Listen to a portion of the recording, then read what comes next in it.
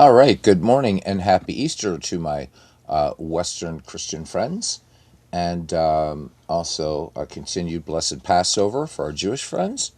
Happy Easter there to Brother Jack Dawson. So, first one in the ballpark. So, uh, went out to the store this morning because I had to pick up a few things. I hate to go to the store on a holiday. I think stores, it's kind of one of those things. People should have some time, but I had to get stuffs because of this new stupid work schedule. Anyhow, happy Easter, Samuel Smith. Good to see you, man. And happy Easter. Hey, Gary, happy Easter to all you guys who observe Western Christian Easter. Mine is next week in the Eastern Orthodox Church, but I'm glad to share this joyous day with you guys. I wasn't sure anybody would be around, but you are, and that's great. So many of you, I know for Protestants, you guys do a lot of sunrise services. Catholics, usually a little later. And so next week, the way we Orthodox do it is actually we start at 11 o'clock Saturday night with Vespers, and then it goes into what's like a Matins, and then the most glorious Divine Liturgy to mark the resurrection of Christ. So we're usually, and then we go to the church basement and we begin what's called Bright Week. So during our Easter season, our Lenten season, which it's a we fast and everything like that, and but then after that, for what's called Bright Week, fasting is actually forbidden. You're supposed to be rejoicing and on all that stuff. So we're looking forward today, Palm Sunday for us, and a blessed Easter to you guys. Back at it again. I am Rabid Wolverine. I can't be stopped. I can't. So I got back from the shop, all drenched and everything like that, and put away the groceries and checked my email, and Crash Davis, man, what an Easter present. So this is the latest demo. Going to run it through its paces today. We're going to do it today or this morning, right now, and a little bit later today. And if it looks good, I'm going to upload it. So you guys should have it in your midst today. It is here. It's a very generous demo. So what we're going to try to do is we're going to try to break it. So Crash, as I told you guys last night, he's really, really picky. So he was simming like tons and tons and tons of seasons and founding bugs. Found bugs he never knew were there and all that kind of stuff. So really, really good. It's a very, very easy game to play. Once you play a bunch of games and stuff like that, you really get into a lot of cool stats, and it's a nice one. So basically, we're going to see what the limitations of the demo are. This is a very, very generous demo, and gives you guys a chance. And I like that he's doing it this way.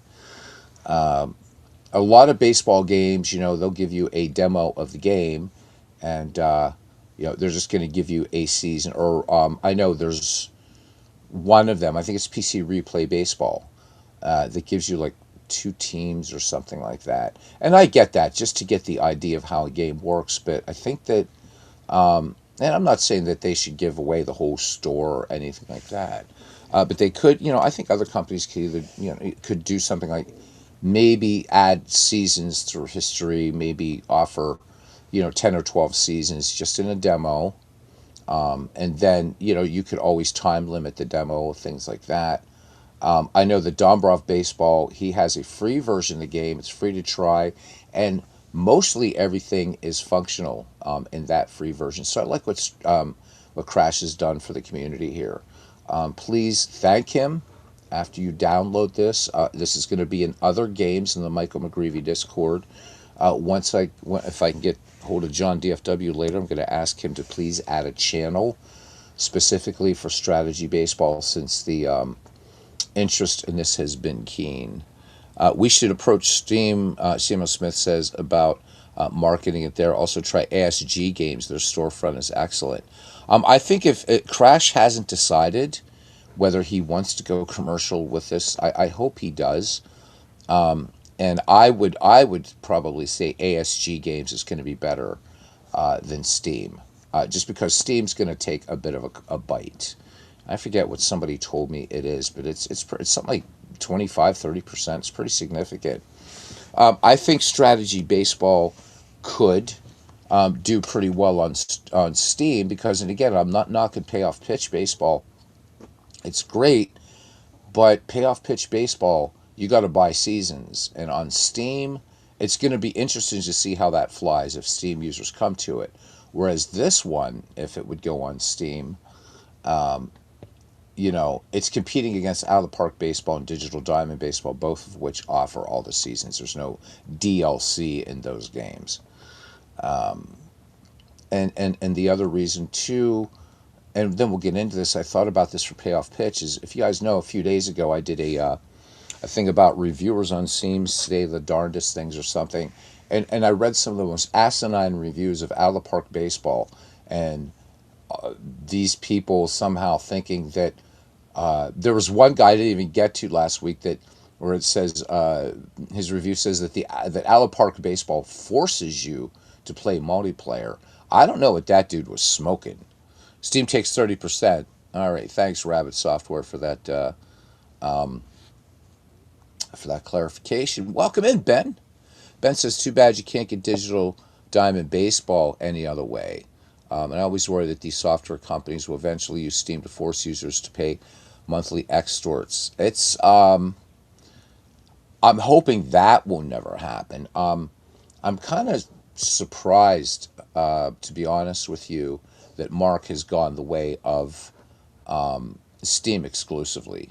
Because I know a lot of people in this community don't use Steam. I do because I'm a gamer. I'm not just a baseball gamer, but probably later today I'm going to play some Age of Wonders 4 offline. I always promised you guys I'm going to keep this a baseball channel, but still kicking around the idea of a general gaming channel down the line. But yeah, I get it, and I think that's a nice thing that Out of the Park Baseball does is that you can get the game either directly from the devs or from Steam. Now, all that being said, what I like about Steam is it keeps the game automatically updated, and the workshop integration is just seamless. But we'll see. We'll see what's going to go on. The problem with Steam is you're buying the license to play the game, but you don't actually own the games on Steam. And believe me, I have a large Steam library, very large Steam library. I'm kind of ashamed to say. And some of those games are no longer. I remember. So Spore is a great game, but then there was a spin-off called Darkspore, and it was pretty cool. But then EA, the Evil Empire, decided to shut down the servers, and the money I spent on Darkspore, it's gone.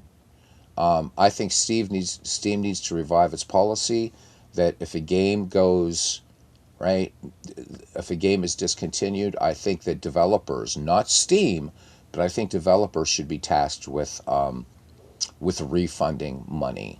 I don't blame Steam if a game goes belly up. If the game just sucks, it sucks, or people aren't playing it. But then the devs should do that. But that's a whole nother discussion altogether. A whole nother discussion. Let me pop the comments out here. I do appreciate. There's Crash. Everybody, give Crash some love. So he's joining us. He says, hello and happy Easter, all folks. Just dropping by to catch a stream. All right. Samuel Smith says Digital Diamond version 14 will be okay. He already said no charts. The text will tell you the game results. And it's risky buying Steam games. If they kill a game that you bought, you can't play. Yeah, exactly. And there were a few games that I played on there and gone. So games like Out of the Park Baseball, luckily, are not fan service games. So I try not to buy fan service games. I made that mistake. The only one that I really want to get back into playing is Elite Dangerous, but that's because Frontier Developments is really, really putting a lot more into that game, and I love Space Sims, and Elite Dangerous is amazing. So, all right. So, guys, again, please, and I already said this before Crash showed up, once I post this later today, and we make sure everything is good to go, Crash has already put it through rigorous testing. I want to do the same thing. Answer any questions I can about the game. Please thank him for this generous demo. There are some limitations to it, but it's not going to limit you in exploring pretty much 95% of the game, if not more. Okay, so and happy Easter to you, Aaron. Happy Easter to you. Um, I'm going to approach this as if you're new to the game. This is because I believe in this game. What Crash decides to do with it down the road is his certainly his choice. So the old one is now taken down, the freeware version. I did leave up the face pack, however. So that'll be in other games, but I'm going to ask John DFW if he, yeah, if you, yeah, and that's fine. But I'll tell you what, Aaron, this is, Crash has done a great job. I have to say, this is much better. Much better. Not that the old one was gobshite. It wasn't. I played it for years, loved it. Used to hang out on Crash's forums back in the day, and always a cool guy to deal with. Always a cool guy to deal with. But yeah, so just drop that thank you to him, and then constructive criticism.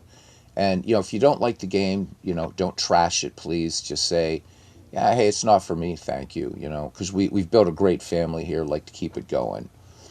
All right, so here we go.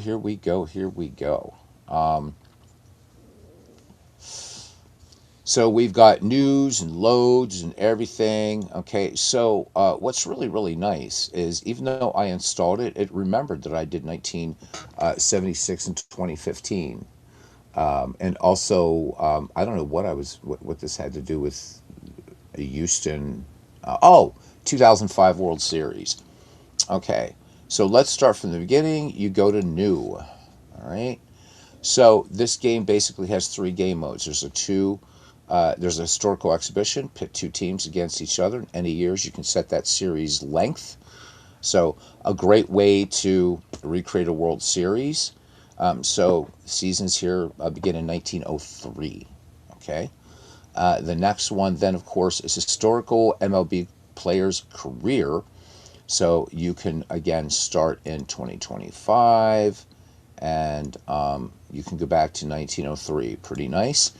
The other thing is, if you check Draft League, what that will do is take that season that you've selected and put everybody into a draft pool. So let's say you select 2015. Well, your 2015 may look very, well, it will look different, obviously, as those players aren't necessarily going to go on, so Andrew McCutcheon may not be a pirate. He may be a Chickasaw something or other, because you can set up. This is kind of like what you have in Out of the Park Baseball, where you create a custom game with fictional team names and the players. The only difference between that and this is you're just drafting within 1 year, as opposed to setting a draft range or throughout baseball history or whatever. And that's absolutely fine with me. I think it's excellent the way it works. Why not shake things up? Third mode, I'm not going to show. I have no interest at all in fictional players. I don't play fictional players in any game. So we're just going to skip that. So yes, the Action PC Sports community has Negro League photos. So that's a great resource. A great resource for Negro League photos. Another one, though, you got to do them kind of one at a time. But if you need to fill in some gaps, Seamheads. That's the premier, really, Negro League kind of website to check out. Seamheads is phenomenal. So, but yeah, the APC sports community, and luckily for us, the player photos in Strategy Baseball, you can, are the same format as that are in Action PC and Out of the Park. However, before we jump into this, I'm going to bring up Windows Explorer, because I do want to show you something else that Crash did for us that's super cool, and I like this. A lot of people talk about wanting to Like, oh, geez, I'm just playing a certain season or whatever. So if you go to wherever you have strategy baseball, and then you go to source. So source is where your faces, where your logos, and where your ballparks live. Okay, and there's also retro sheet stuff in here and files, but we're not going to worry about any of that. You don't really need to mess around with files. These are things that the game itself references. But if we go into faces, these are split by decade, which is really, really nice. Really nice. So there we go. You know, these are players for the 2020s. And just to be fair, let's get back, and there's players from the 1920s. So this is really, really good. Uh, the other game currently out there that does something similar to that is Pocket Pennant Run, which splits it down by season. But this works very, very, very well. Let's go back just because I haven't done any dead ball. And there we go. There's some dead ball dudes. There they are. So, what you also can do with this, for obvious reasons, is an Action PC Baseball. You can specify a subdirectory. So let's say that you are doing a replay in the 1970s. Then what you could do is you could copy these photos because they're not proprietary. So you could copy these, create a subdirectory, and let's say you're doing a 1976 replay or whatever, put these in here and have Action PC Baseball look for this folder in your DK Sports Data directory, which is really, really cool. So yes, so 2025, yep, there you go. Yeah, so Steve, the guy Steve, you're talking about Steve Tate. So Steve Tate he's the guru for Action PC Baseball. I firmly believe that Steve knows more about Action PC Baseball even than its developers. Okay. All right. So we're going to go ahead. We're going to pick a season. Now, one of the limitations to this is you're limited to a season. What does that mean? Strategy Baseball has a career mode. It's built into it. And yes, these start at 1903, Aaron. All right. 1903 to 2025. If you can't find a season in all those years, then maybe you should be, I don't know, playing, what's that game, Crocodile or something? Get a Crocodile simulator. Good God, you know what? Should who knows? Somebody's going to put something like that out. The game's great. I can even live with Great American Ballpark being the splash screen. It would be cool, but Crash, don't worry about it. It would be cool if people could change to the ballpark of their choosing, but don't worry about it, brother. It's all good. It's all good. Yeah. Oh, Karam. So so you guys know that I'm the Rube Waddell of the community, not because I can pitch and dominate like the great Rube did, but because I'm very easily distracted.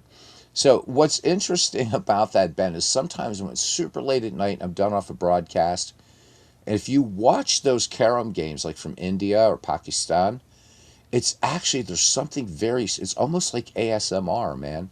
Just, it's like a small group of dudes and on this big table. And I'll tell you what, that's a pretty skillful game, carom. It's fun. Is it exciting? No, but I appreciate the skill.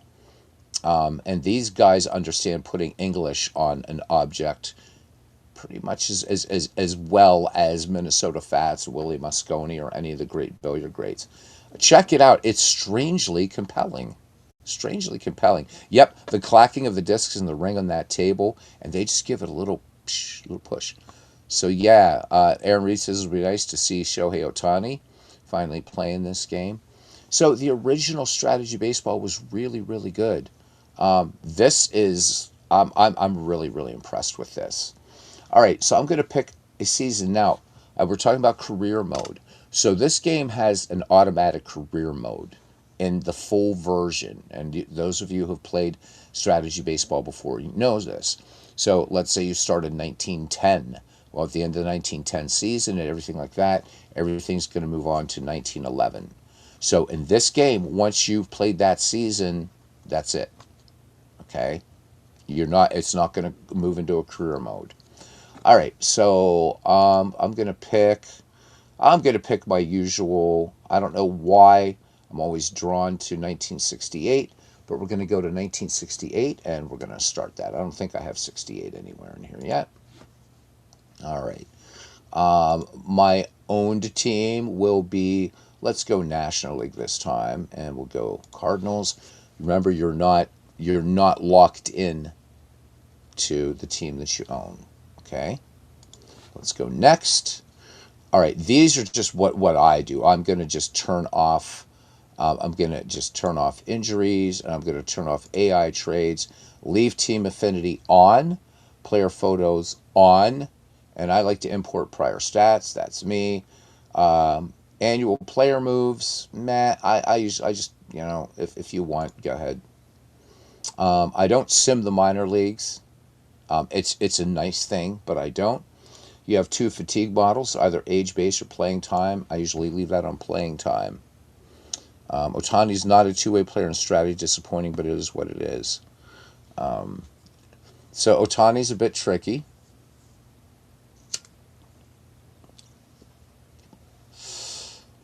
So Crash, if you don't mind, just a real quick type on what, if you could let Ben know what team affinity is, because I don't want to get that messed up. Player tied to the team he played for that year. Okay, we're not going to use a DH, obviously, but you can if you want. You can shake things up. So I love baseball games, right? That you can kind of change the narrative because we know each of us at certain levels the history of baseball, and so I like that. But we're not gonna use the DH. We're gonna keep this pure. All right. So next thing now is it is bringing in all the players that played in 1968.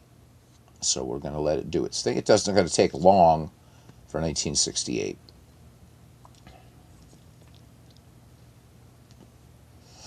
Crash is like in here thinking, I was just going to catch a stream and he's getting questions, but that's good.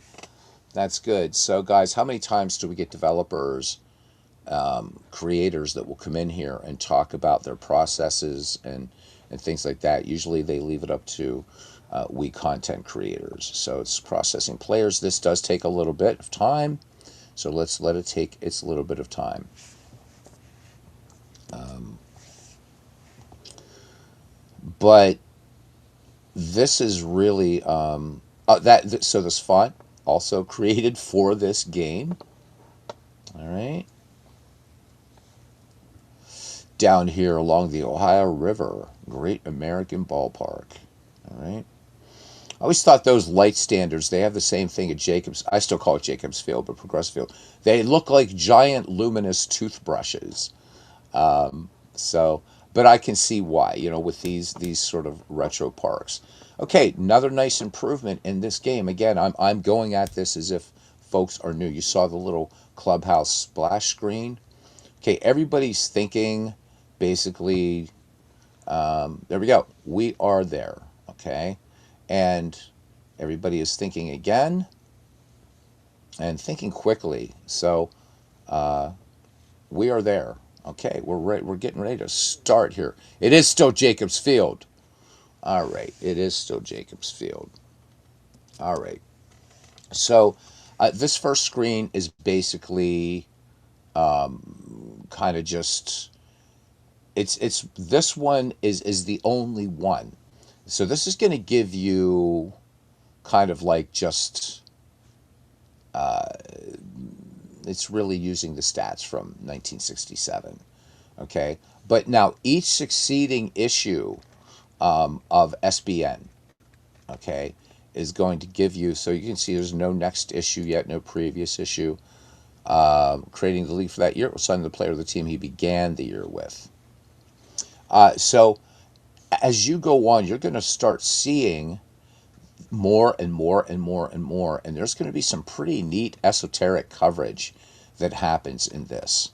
Okay, So we'll get into this a little bit more, okay? As always, any player is clickable. So even right now, we can look at stretch. All right. So let's go over here first what a player's card looks like. All right.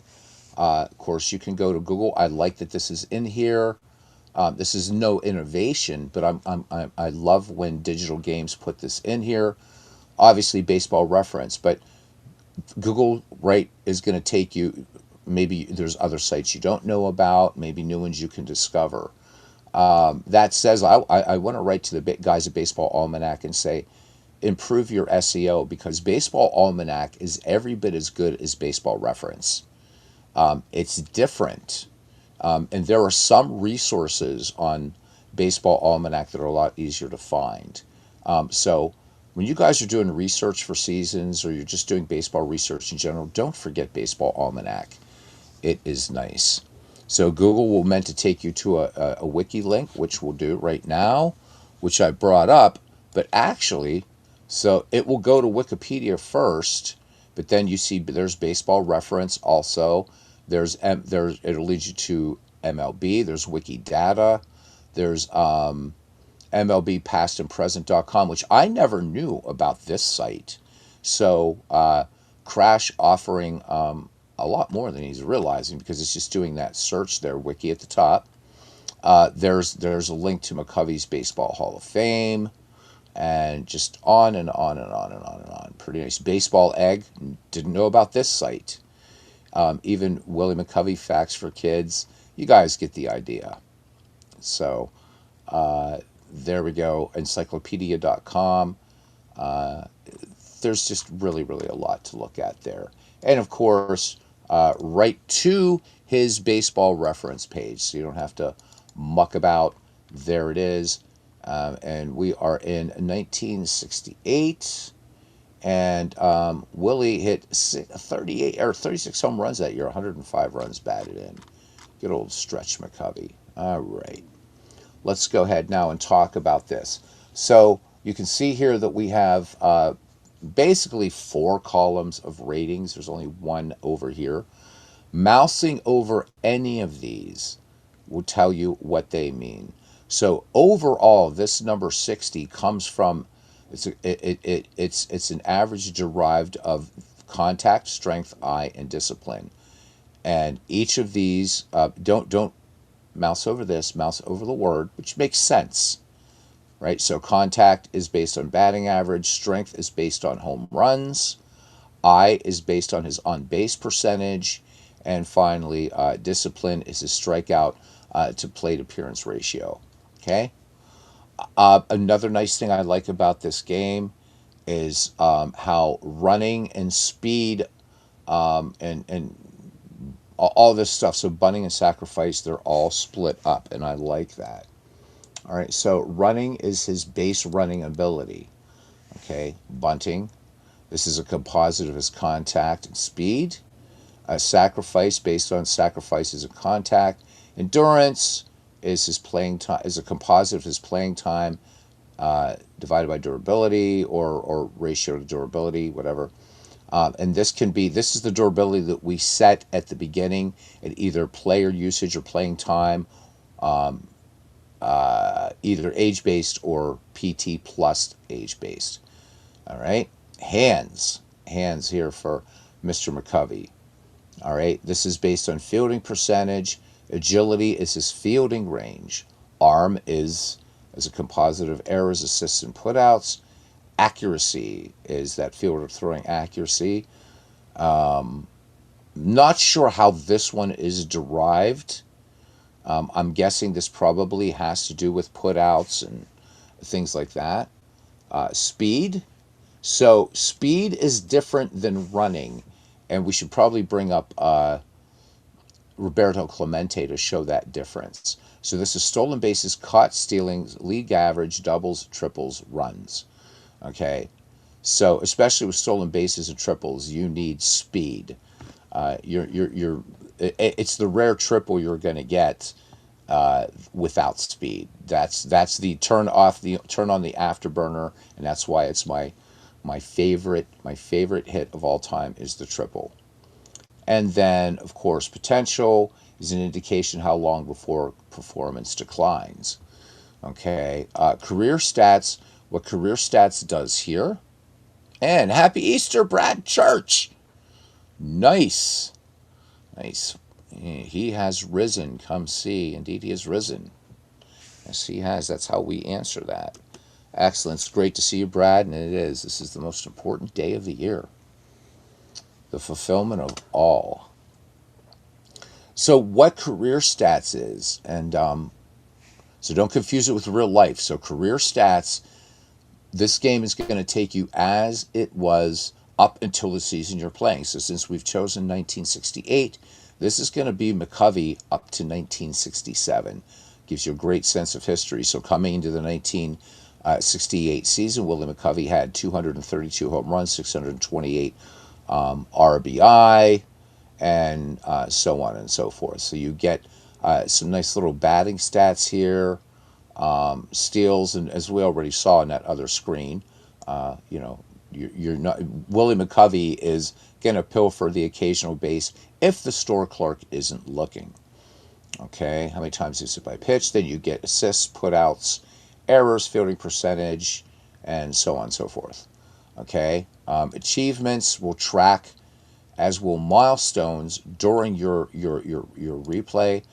And then he was signed in round 8 by San Francisco in 1968. Finally, real life stats. So this is where you can go in and reference a player's career, which I really, really like that. Again, in game, if a game makes me go outside of it, I'm not happy with that.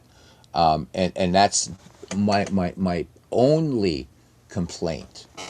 My only complaint that I've ever had about Action PC Baseball is that if I've actually got to leave, I've got to like open up a browser window, and I love the fact that that this has it right here. So here's his entire career. All right, so let's go ahead and let's look at a picture. And again, I know a lot of guys, you know, you've seen this before, but there's going to be other people coming to this game. Dwayne Martz, welcome in. So, here we go. So, yeah, this is important. Crash answering a question here. So, all seasons use scheduled game, not as played. So, again, my take on that is pretty much this. Okay, it's not a problem because, again, I always invoke Dave Gardner on this. As soon as you throw the dice, and I'm just going to add click the mouse, you're already playing fantasy baseball.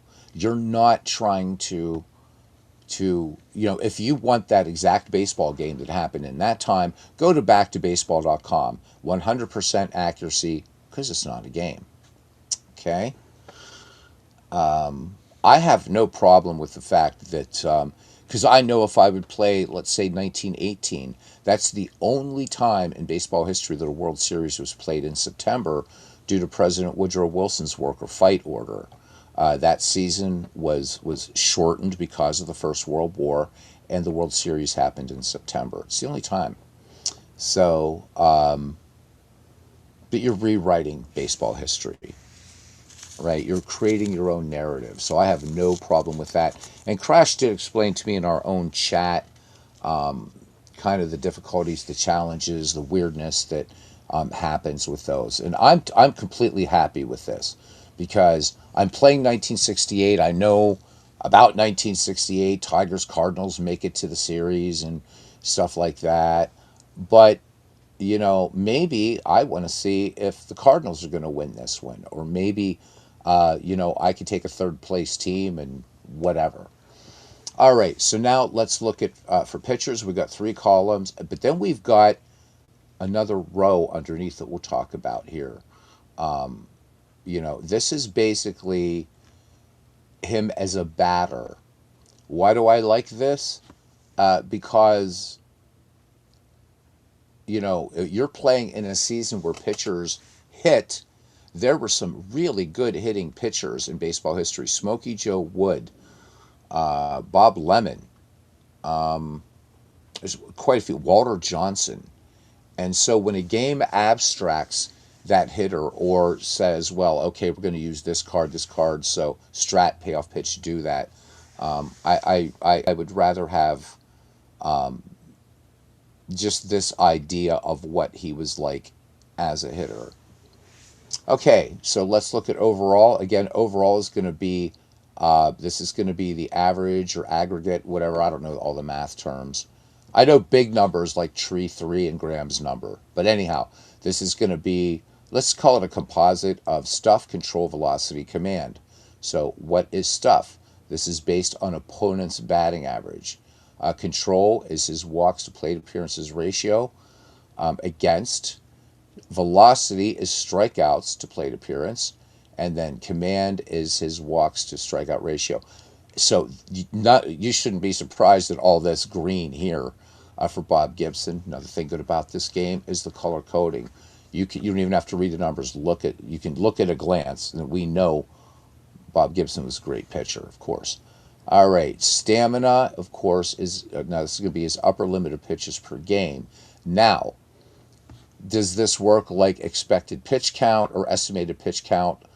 Um, it's not that it pitched 143. Bob Gibson is all of a sudden going to be giving up bombs all over the place. And yes, you can modify the retro sheet schedule before creating the league. You can do that. That's a deeper dive, but you can get modify those retro sheet schedules. But I don't go that. I don't worry about that. I'm not that picky. Endurance is a composite durability of games and games started, or that's endurance. Durability is his age, playing time, game started type, hold, subjective. This is subjective based on left or right handed and stolen bases allowed. Okay, and then movement is subjective based off of stuff. So you're really getting, um, you know, uh, and we're going to talk about the scouting system too, because that's unique to this game. All right, hands is again fielding percentage. So we're looking down here at Bob Gibson as a fielder. Okay, fielding range for his position, and when you think about that follow through that Bob Gibson had, practically falling off the mound, right? Gibby wasn't going to get a lot of stuff going toward third, and so that agility makes complete sense. Okay, arm, of course, is a composite of his errors, assists, and putouts. Accuracy, again, his just his throwing accuracy, and then once again, his potential is an indication of how long before performance declines. Once again, we can look at Bob Gibson's career stats. Coming into this, he was 125 and 88. Coming into this crazy 1968 year, okay, and then again his real life stats, 59 to 75, all with the St. Louis Cardinals, Baseball Reference, and Google. Okay, you can promote and demote any player that you want. You just select where you want them to go. All right, so you do have some minor leagues. Now we're gonna work in reverse. So as your season progresses, you get this nice little graphic here, and you're gonna be able to see where Gibson's pitchers are going as you track in the season. So I mean, so here's the thing: is it you know, I think it adds another level of immersion in the game. So just to see where's Gibson, where's he getting guys? I mean, we track this in real baseball, all right, and so it's nice to see that some people go this deep and say, yeah, 30%, so and so pitcher is going to go high and tight for his money pitch or whatever. Okay, defense chart for pitchers is usually pretty boring because where else are you going to play Bob Gibson? Okay. Now, that being said, there are some other things. I don't know if those are enabled here or not. Edit player is disabled in the demo, and I think that's fair. Michael Peterson, happy Easter. So you made your first post on the Discord site. Well, gonna be looking for it, man. Thank you. So in the full version of the game, whenever that happens, and we don't know when, and we're not gonna try to nail Crash down on even a decision whether he wants to. So right now, what you can do, of course, is you can, just bats right, throws right. You can change his role if you wanted to. This does have text to speech, so you can have it say the name. I have that disabled though. I can't stand the narrator. You can assign him to different teams, but down here, this is where you could actually change ratings, like really get in deep. But that's disabled for the demo, and that's absolutely cool. All right, now let's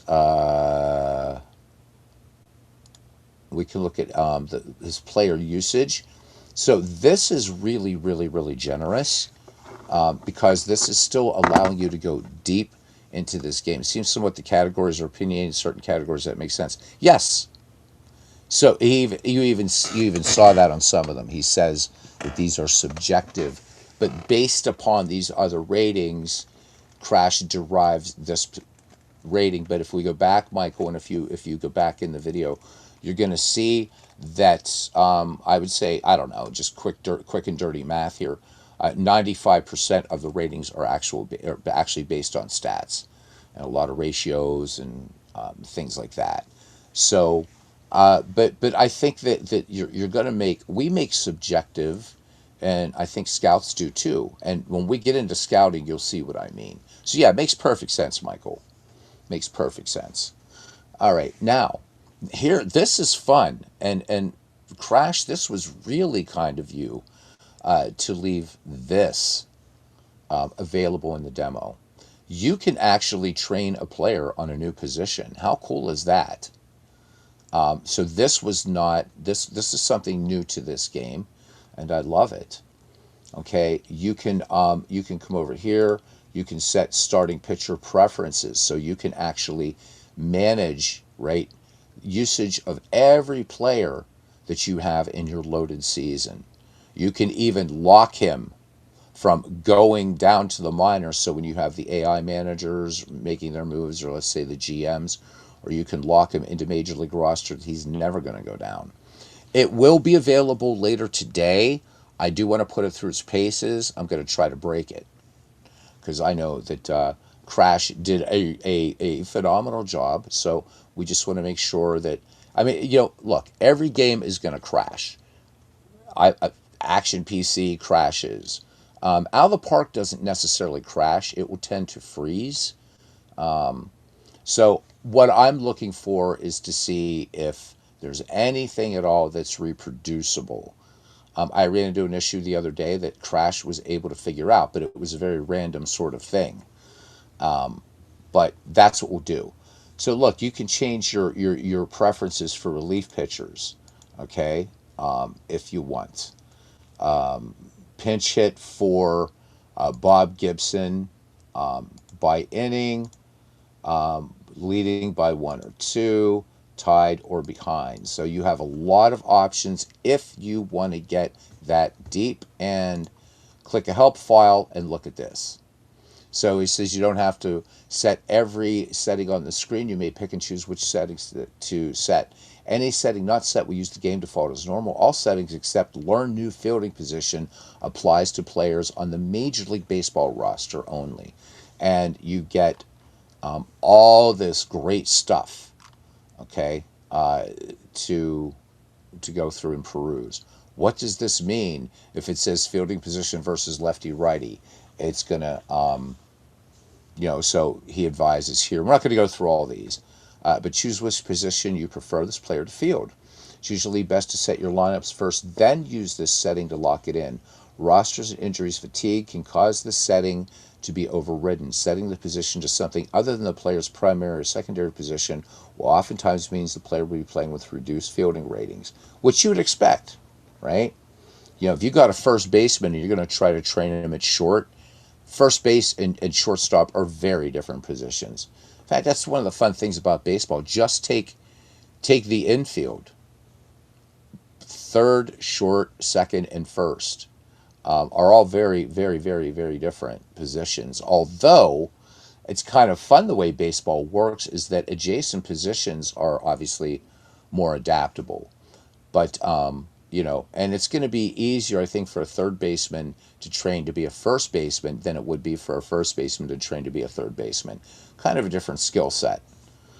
All right. So there's all the pitching settings that you can mess with.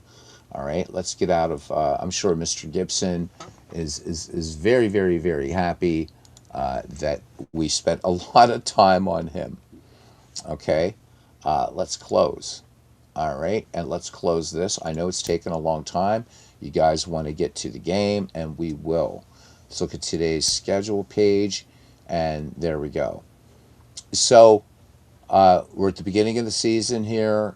We got the Pirates at Houston, the Twins at Washington, and the Cubbies at the Reds. So I think what I'm going to do is we're going to quick sim some games, just so that you guys, and then we'll play a game, but we'll or play a few innings of the game. And welcome in from Torquay, from Torquay. But before we even get into games, let's go back to our home screen and let's look at some of the things that you can do here. And let's start this time with the Chicago Cubs. Manager pictures are automatically in the game. Also, for a nice touch, the season specific logo is in there, but if you want to change the logo, you can. Edit name region.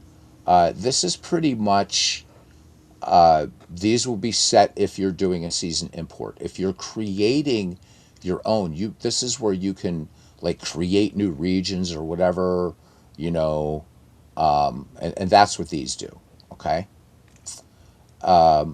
You can assign to humans. So as I said, you're not locked into a team so in other words, oh geez, I picked the Pirates or I picked the Reds or the Cubs or the White Sox, and that's all I can manage. No, you can manage anybody you want, and you can always go back and forth. Okay, so we are in the clubhouse here. All right, graphical depth chart. Everybody's in here. Everybody's clickable. All right, you can view everything here by their ratings, which we already went over. And again, if you forget what these are, just click on Ron Santo and you can look at all these ratings or whatever. So you can do, also you can do stats, okay? And of course we have nothing right now, but these are defensive stats. We have nothing right now, of course. And then we've got, there's defense and minors. I don't mess around with that. And then there's organization and so on and so forth. Okay. And from here, you can just select another team.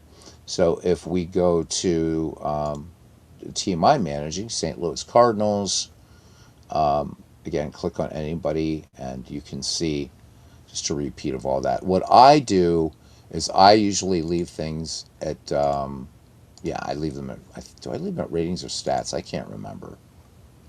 I think it's stats. Okay, so you got your rotation, you got your bullpen, and then the player on the top obviously is your starter. So McCarver going to get the lion's share of the starts here at catcher. All right. So this is pretty self-explanatory, but I like it. I really, really like it. I like to see my teams at a glance. Okay. So minors. So we're in the minor leagues. So unless this is changed, these are not real players down here. So now, correct me if I'm wrong, if you've changed that, Crash, but because there's a couple could this be? Is this actually Ted Simmons? I don't know, but because I don't pay a lot of attention to minor leagues, I don't have any idea on this one. But again, you can promote these guys or demote or whatever. Okay. Do you think you should wait for Payoff Pitch PC version? So the demo for that is going to be released this week. No change. Okay. All right. Thanks, Crash. No change on that. So Adam, there's going to be the demo. It's going to be released later this week. I can say, so we'll give it a minute here, and then we'll get back to strategy baseball. Payoff pitch is brilliant. It really is. The way it plays, it's a superb port, really, of a cards and dice game with a plethora of options. And if you do get the 1970 PDF and you decide to play it, you can play your 1970 PDF season in Payoff Pitch Baseball. I love it. In fact, I love it so much that I didn't know how to play Payoff Pitch when I first started. I was asked to be a beta tester, and again, thank you, Dana Avenroot, for asking me to do so. It's been a fun ride. By the end of it, I could order Payoff Pitch Baseball and play the board game. Everything is so logically laid out, and it's excellent. All right, but anyhow, let's get back to this. We're going to be doing a lot more on Payoff Pitch Baseball, but let's get back to this. Okay, so I'm going to skip the minors, and let's just go to setting. This is a kind of a big screen, but it's okay. So you're going to get lineups already, but you can change them. You can auto sign rosters, you can auto generate lineups, rotations, sign free agents. Ask Scout. We're going to talk about scouts once we get there. Okay, there's your depth chart. You could go back again. Another nice thing, the X button is gone. You can't accidentally close it anymore. You can autofill rosters, set rotation sizes, look at your DL, minors, clear team usage, and then, of course, the close button. Okay, I'm going through really, really quickly to just show you that there's so much going on. We want to get some games done here. Now, this has changed. You're welcome, Eden. Um, so this is I'm not necessarily disagreeing with Crash on this one. I like the way that strategy baseball used to do this, and that you could. But then I'm going to explain Crash's reasoning, which is sound. This used to be this freaked a lot of people out when Crash and I were talking. We had that 3 hour chat before you guys ever knew this was going to be a thing. That before you could, set innings 1 to 3, strategies for that, 4 to 6, 7 to 9, da da da da da, and then by scores and all times. Well, it's done it now. He's doing it a little bit differently. Okay, so first thing is roster activity is going to be where it is, normal or none. Batter pitcher combo. So if you were playing a dead ball season, you're probably going to go 17-8. Modern baseball is a 25-man roster, so 15-10 or maybe 16-9. Dead ball baseball, I'm just going to make a pronouncement and say 17-8 should just be your go-to for dead ball, because you didn't, bullpens in those days, it was understood very differently. I would say as you get into the 20s and 30s, 17-8, and then start moving into 16-9. But again, shake it up the way you want. Okay. You do have a fatigue system built into this game, pitcher hook, and you can do this for every manager. Now, these settings down here, the sliders, these start taking place actually after the seventh inning, which kind of makes sense, right? Are you going to pinch run in the first inning or even in the third inning? Probably not. So a lot of these things are going to be situation dependent. And also, just because steal is set to average doesn't mean that players aren't going to steal or managers aren't going to call for a steal. Okay. But when you slide these, what these become are multiples. So not only do we have this nice graphical representation, but let's say for Red Schoendienst, and someday I'll pronounce it for you guys in Dutch. If I slide this up, do you see that little 1 right there? Okay, so 1 is just neutral. Now, if I save these changes, watch what happens to this number 1 up here. Now this becomes a multiplier. All right, so now this pinch hit is 1.64, and we're getting into the very high range. So you get a nice sort of color-coded thing to understand. So now in the later innings, he is going to be a lot more apt to pinch hit. Okay. Um, but let's go ahead and let's just set her right back down again. Boop. And save changes. And now we're back to zeroed out. You can import managers on this thing, and there's tons of managers. Okay. Like pretty much everybody that's managed. Okay. I'm going to cancel that. So I prefer the other way, but Crash again saying that these are most of these things are usually going to be in later innings, and so I get it. One thing about payoff pitch PDFs, we're going back to payoff pitch for a minute here from MB. If you like playing with fast action cards, you would have to print out your own fact deck. If you play with charts, and that isn't a problem, you play with charts. And I like the fast action cards. So, but again, I don't play payoff pitch as cards and dice game. I play it. I'm going to be playing that as the PC game. But yeah, that is true. Now, according to Paul Fay, you can use it as a board game companion. I'm not ever going to play payoff pitch as a board game companion. We already have two excellent, well, three. Pocket Pennant Run, Action PC, and Digital Diamond Baseball. I don't need a fourth board game companion. I don't even. The only quote unquote board game I'm really playing is Strat Max. So, and I'm not going to use Pocket Pennant Run and put in the results in Action PC. That would be silly. Maybe when I get back into Cards and Dice Baseball, perhaps we'll think about that. All right, let's see. So we got team reports. These things are going to change as you go along. You got scouting reports, and we will get to scouts. Scouts are fun. Scouts are fun. Team stats are going to be tracked as you're going along. These team results, I love these. This was another fix that Crash made. So now you're getting the team colors, but the reports are all going to be in white because some of these were hard to read. Okay. There's an official fast action card roller on Andy Lewis's page. Welcome in, Paul. There you go. Well, that solves that problem. Paul, how you doing? Hope you're doing well here. So, and again, you can select any team. Let's go to the Mets. And again, nice, clean, and you're getting a lot of information here. A lot of information. And I really, really love this. You're going to get their record by runs, their record by date, their record by teams. And we're looking at the Mets right now. So, really, really, really love this. All right.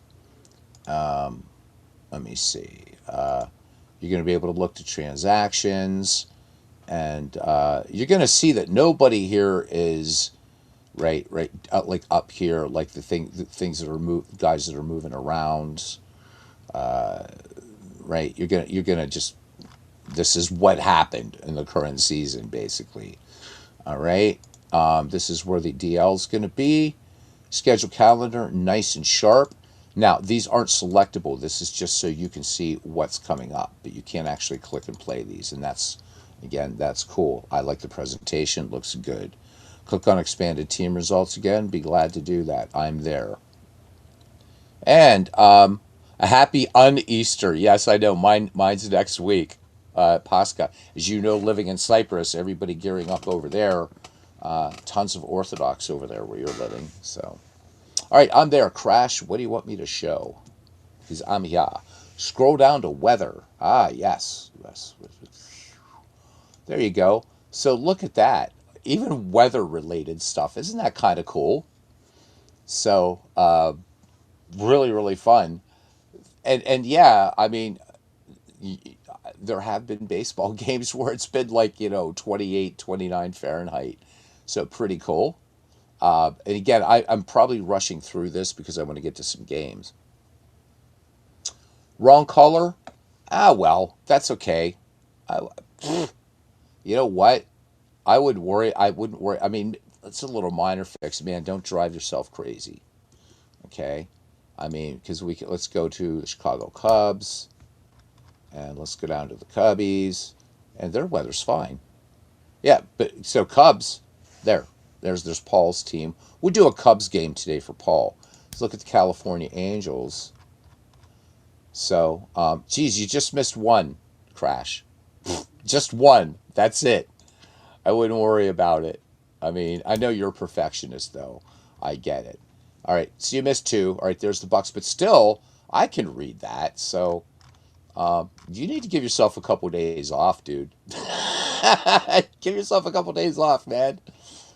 All right. Okay, now we're gonna get into a little bit more fun. So team colors, you can actually, if you if you're not, I'm not too happy with these colors. I think they look fine.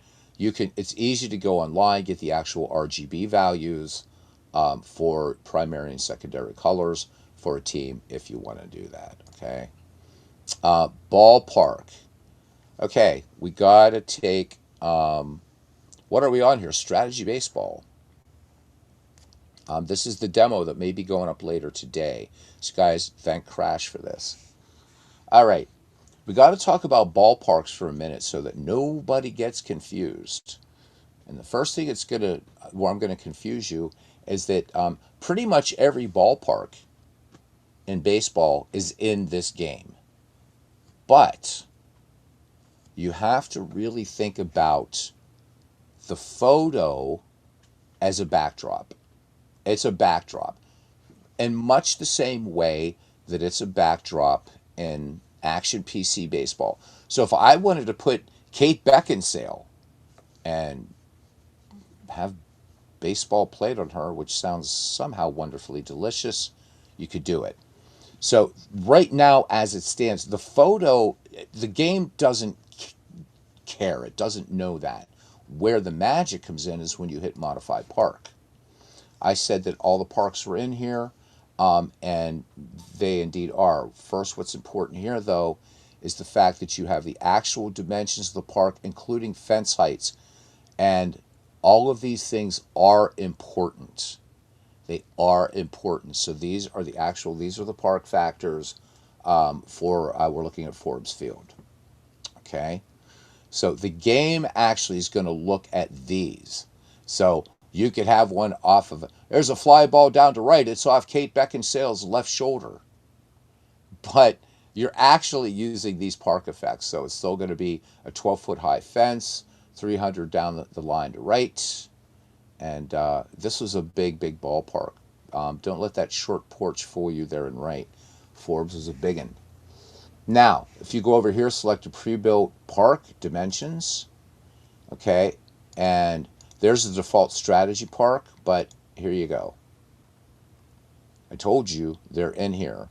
So if we selected, let's pick an oldie but a goodie, a real oldie but a goodie, okay.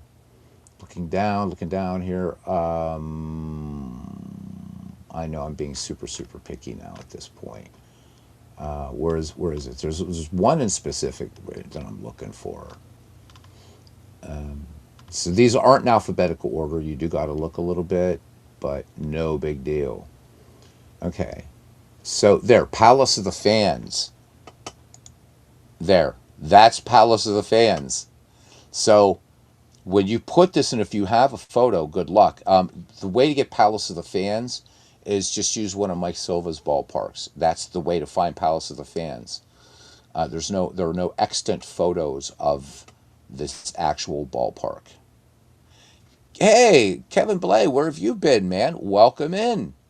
You guys want to see Polo Grounds? Okay, we'll do Polo Grounds. There, there it is. There's Polo Grounds. So, again, distances and fence heights, these matter. These, it doesn't matter what photo's behind them. Okay. So we're going to go ahead and cancel that. So all the ballparks are here. All the ballparks are editable, by the way. Yeah.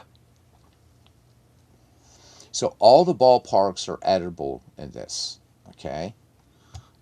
You can then export, the park that you've changed, give it a new name, but whatever. Export to a database. Then you have that database that you can work with. You want to change capacity, go ahead. Altitude above sea level. You want to make it a dome stadium. So you can create your own ballparks in this. But it's a bit of work, and you'll see what I mean in a second. I think you got enough ballparks in here that you don't really got to create your own. But if you feel so desired and you want to put Miss July in here, go ahead. All right, let's go ahead and let's go to ballpark photo. Okay. So now what you can do here, this is where you will have to work with the ballpark photo. So earlier I said that the photo is a photo. It is. The factors as far as the ballpark dimensions aren't taken from the photo, but rather those park effects. But ball flight, ball flight, this is where you've got to work in here. Okay, so first thing, of course, that we can do is we can sign a park photo. Park photos are pretty easy. You don't even have to have them in this directory. So if you wanted to, you could go to your DK Sports data directory and just go to ballparks, find a ballpark, and you can assign it. So saves you a little bit of hard drive space so that way you're not copying ballparks over. So this is a way to do it. Is there a dice app for tabletop baseball? I don't tabletop baseball.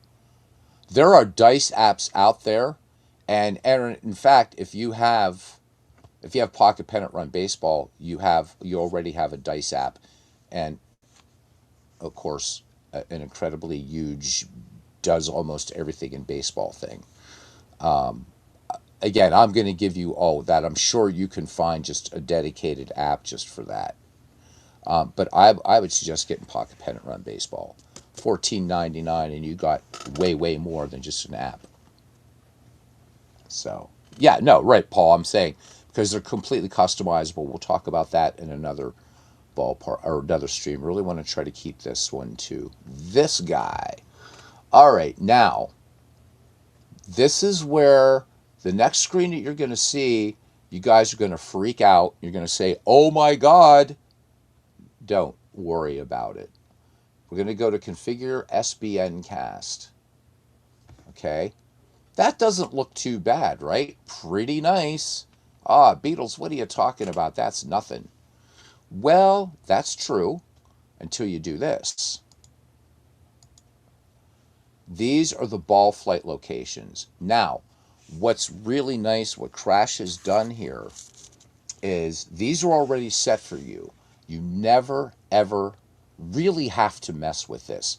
If you're making a new ballpark from scratch, then you've got to go in here and all these could be moved around. And if you guys want, we can show you always start with placing the home plate origin, and then you're working with XY coordinates. But you don't have to worry about these. If you just want to look and say, ooh, pretty, pretty, nice. Okay, they're in here for this photo. So you don't have to, are you, right? So don't worry about this, but I did want you to see this.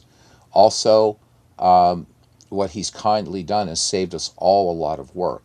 So a tip that I didn't know about Strategy Baseball, even the freeware version, is remember you'd get those sort of weird, they'd be called a foul ball, but they were clearly in foul territory, let's say in this grassy area between third and the pitcher's mound. Well, what Crash did, and so if you're making your own ballparks, anything that ends with an F is a foul. Just put it up along both foul lines, and that will get rid of that kind of weirdness. You can move these en masse. I don't want to do that right now, but you will work down with these pretty easy. Okay. All right. He's going to direct you to Roller app for every game. That's what I've been trying to do. But okay, let's go ahead and click done. We're not going to get into ballpark creation. Just know that it is there. Now, if you do change that park photo and you still want things to look kosher, then yeah, you're going to have to, because if you're just assigning a park photo, you're going to have to do a little bit of changing. Okay, but that's fine. That's fine. All right, and there we go. Let's look at some other things. Of course, home is again our schedule. You're going to be able to look at player of the week. You can set game options right here too.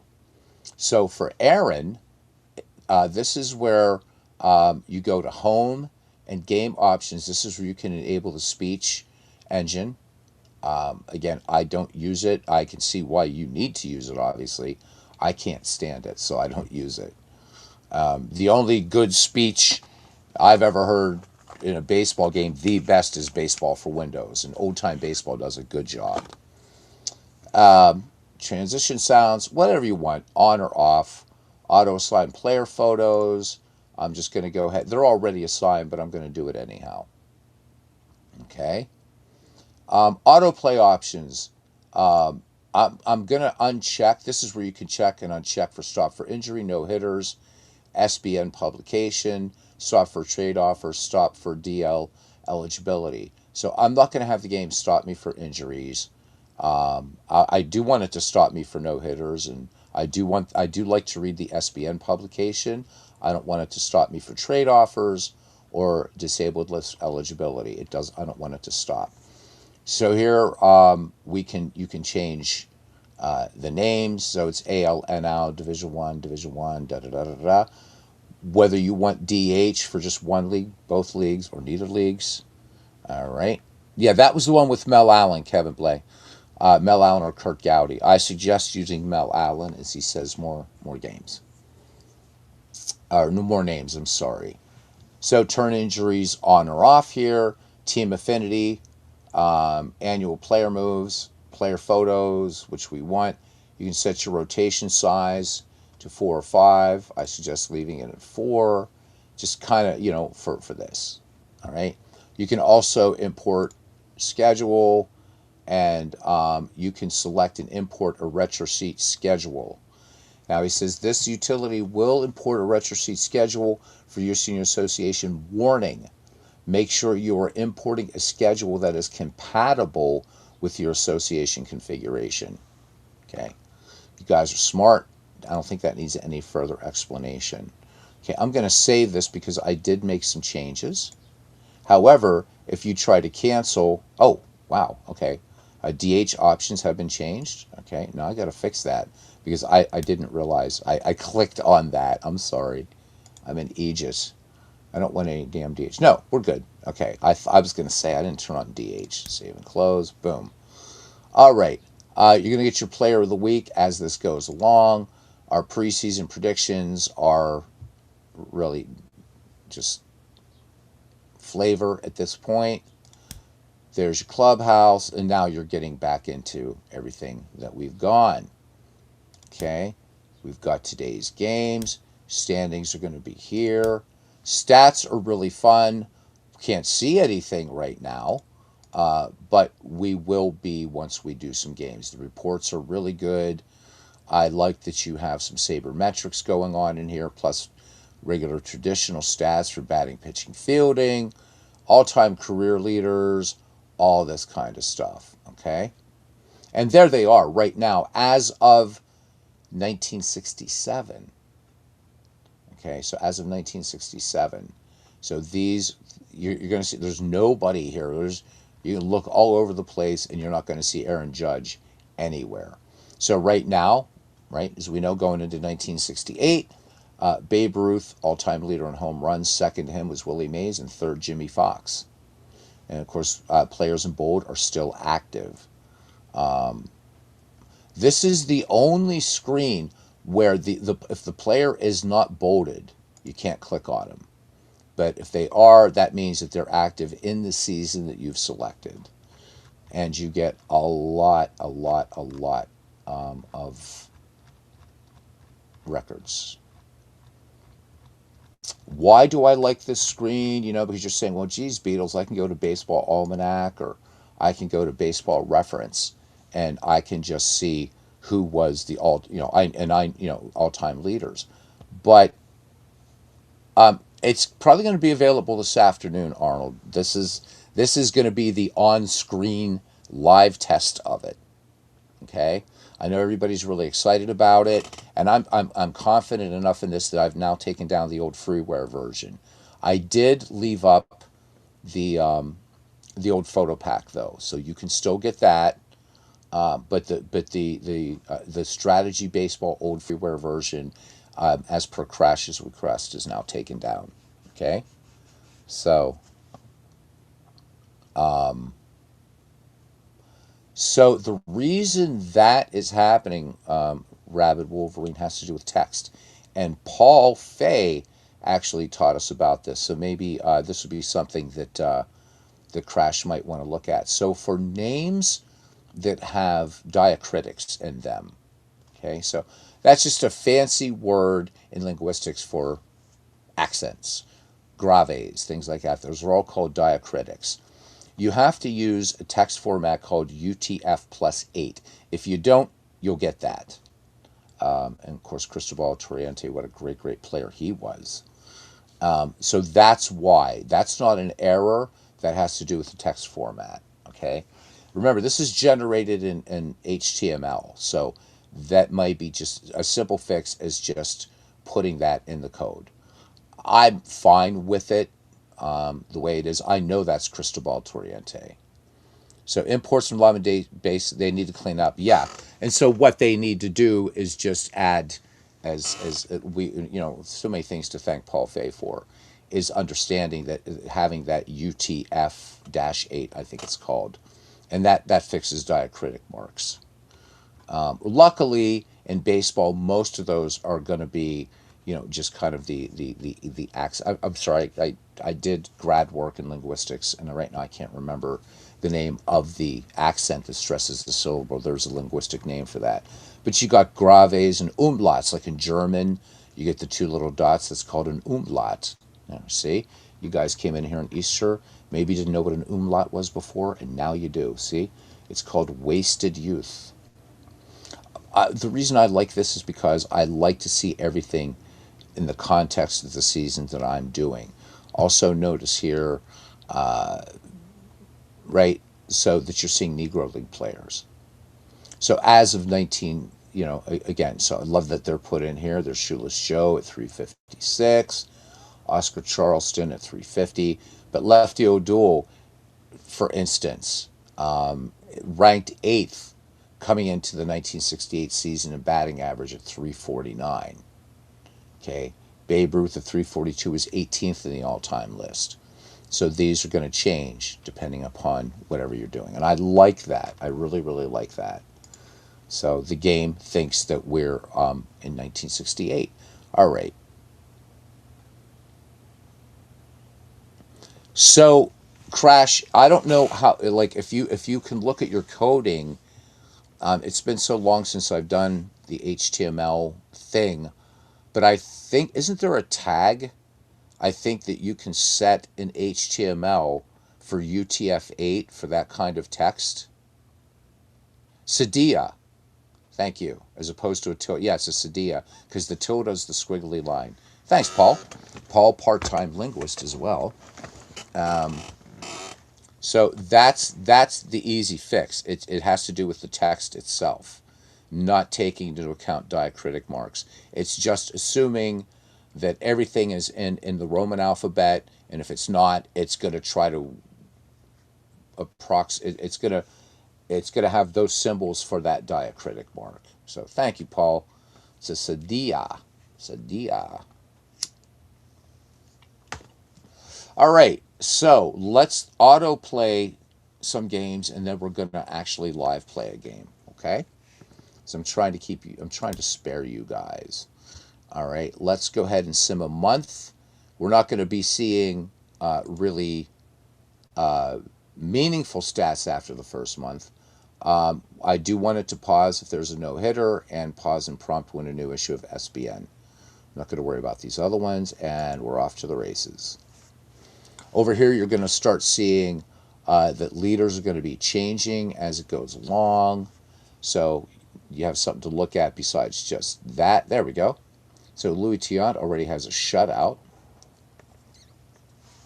So league overall, American League, National League.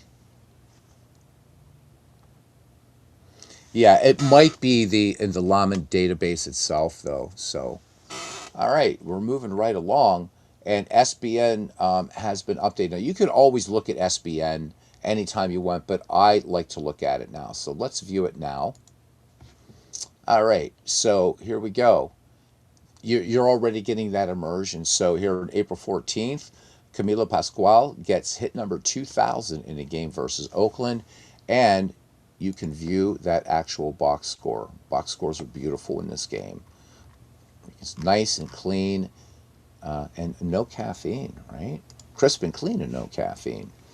So who's leading right now? Gross production average is 1.8 times on base percentage plus slugging percentage divided by 4.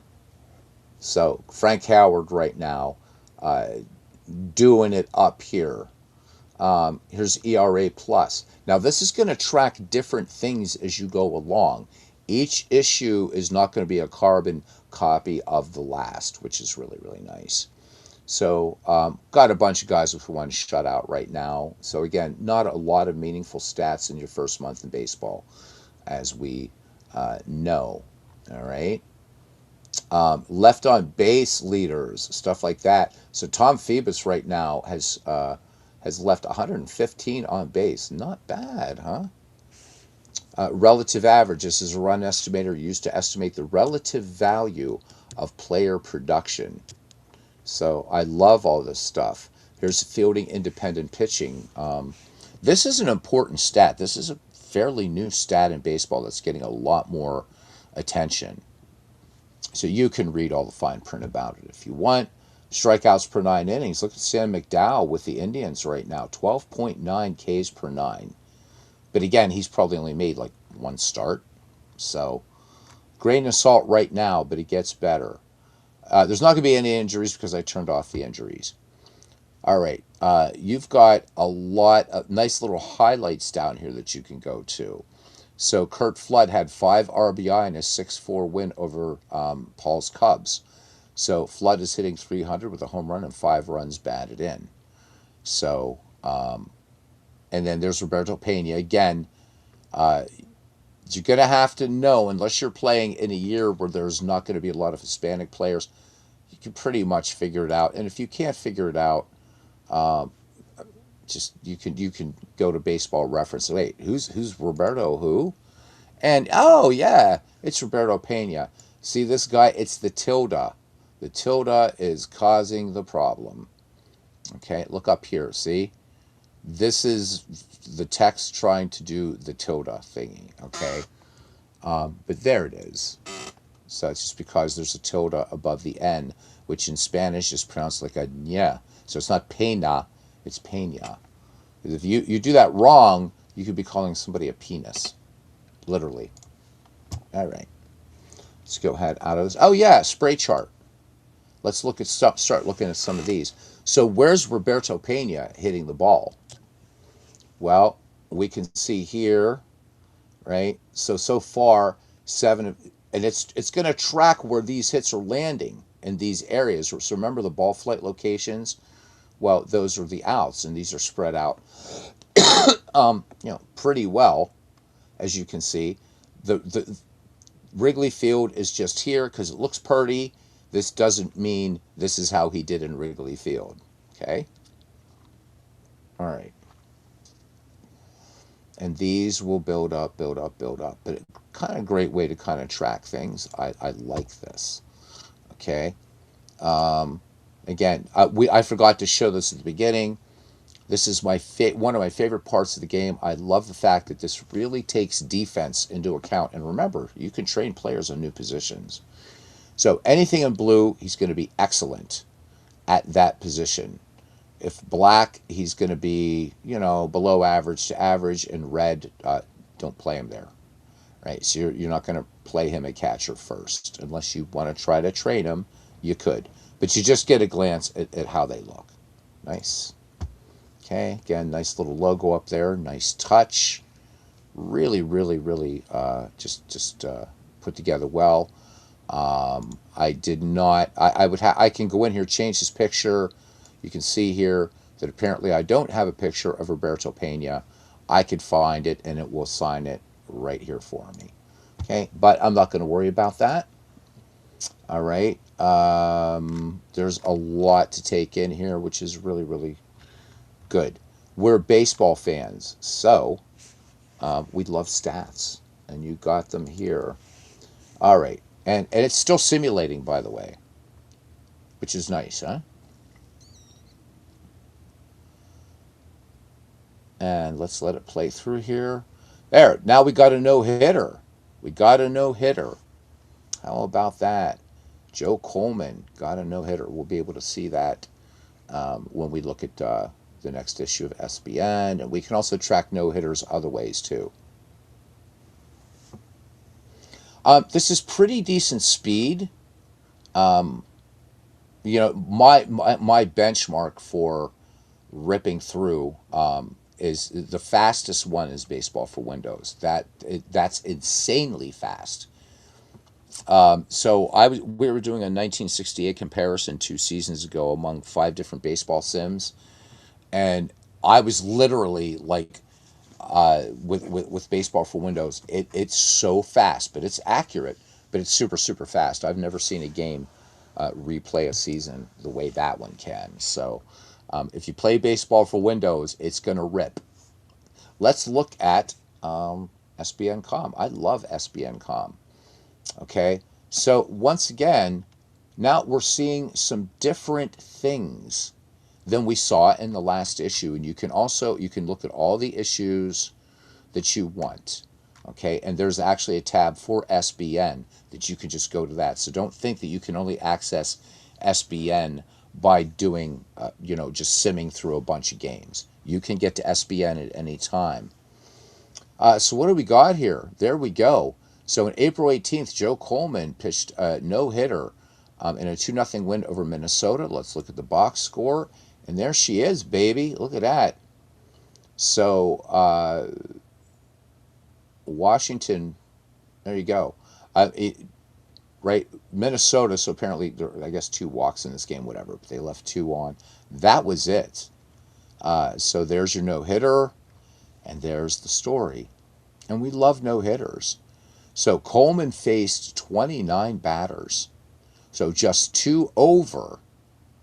Just 2 over. Could you, if he pitched 27, but yep, faced 29 batters. So hell of a game there for Joe Coleman. And again, we can click on Joe Coleman. Any of these guys, we can look at where they are right now. Okay. Let's go ahead and close this box score. What else? Felix Millan is on an 11-game hitting streak right now. So new all-time record. Remember, this is new all-time record in your season, not in, baseball history, right? Derek, so first, welcome, my friend. I'm sorry I haven't been around. I don't know if you've been to any broadcasts, man. So I know when last year, right, because when Saber put out the call, I've got to be the worst person ever. It's not that I've been trying to duck you, man, or anything like that. My mom had a stroke back in December. I had 2 eye surgeries. I had a computer crash. Just all kinds of crap, man. So I don't know if you're still doing your thing, if you've gone ahead without me. If you have, I totally understand. Um, but since you're head of that committee, I still want to be involved and do, whatever. So Saber is still looking for simulation results. I still want to be involved in that. I just had too much going on, brother. Did one of your favorite games last night, old time baseball. Love to have Derek on again sometime at his. And did I wish you a happy Easter? Happy Easter if you observe Western Easter. Happy Easter to you, man. So Derek Bain, you guys, I've talked about this man so much. Author, historian, baseball gaming guru. You got to check out his website. All kinds of amazing resources, great books. He is head of Saber's Games and Simulations Committee, and is all around good guy. Is Derek Bain. So Derek, I thought you probably thought I was just like, yeah, screw him. No, I couldn't. All right, still working on our projects. When you're available, we can follow up. Love to. Thank you, Derek. I appreciate that.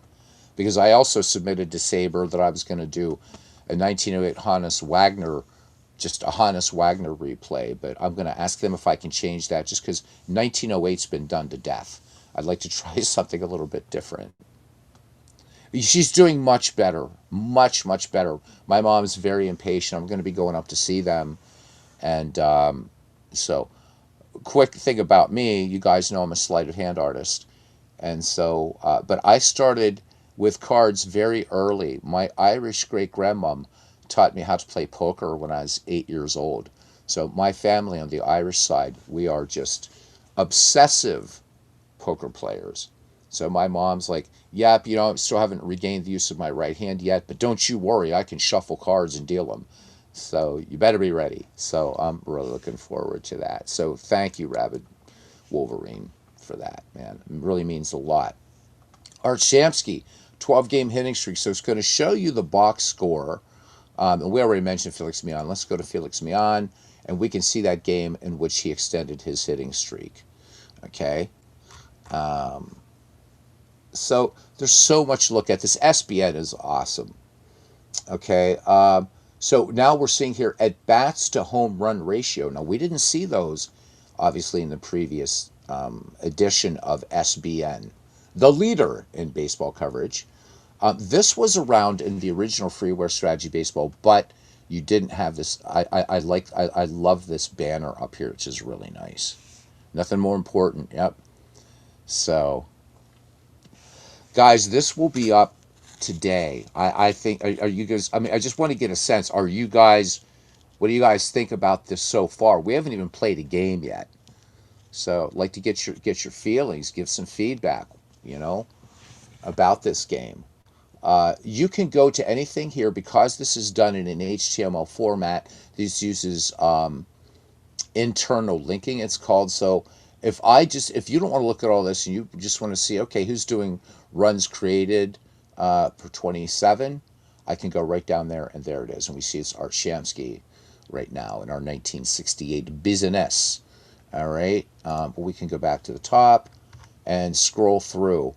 Again, there's fielding independent pitching, active hitting streaks. There, Matty Alou for my Pittsburgh Pirates right now on a 10-game tear. Again, if you have injuries turned off, ignore that.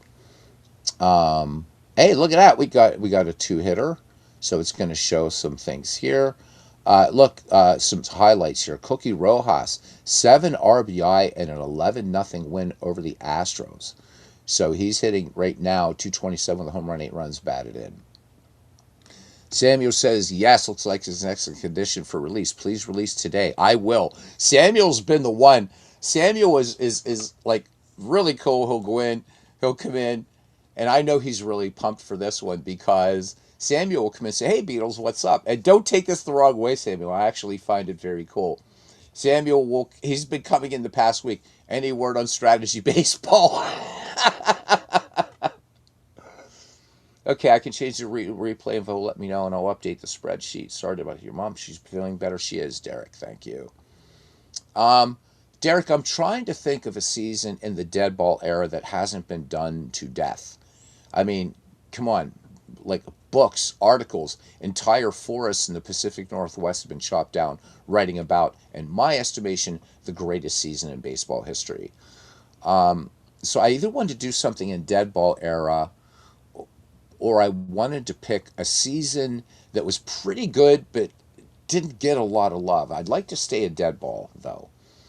Um, and I think it'd be interesting. Maybe 1902 was an interesting season because you had a lot of those raids, and I wanted to kind of sort of focus on the Pittsburgh Pirates on that, but that went all over because the Pirates dominated in 1902. They were like, what was it? They finished 14 ahead of the Brooklyn Superbas because Barney Dreyfuss was one of the less penurious owners and was able to retain most of his players. So you're waiting for your Easter basket of strategy baseball and some chocolate.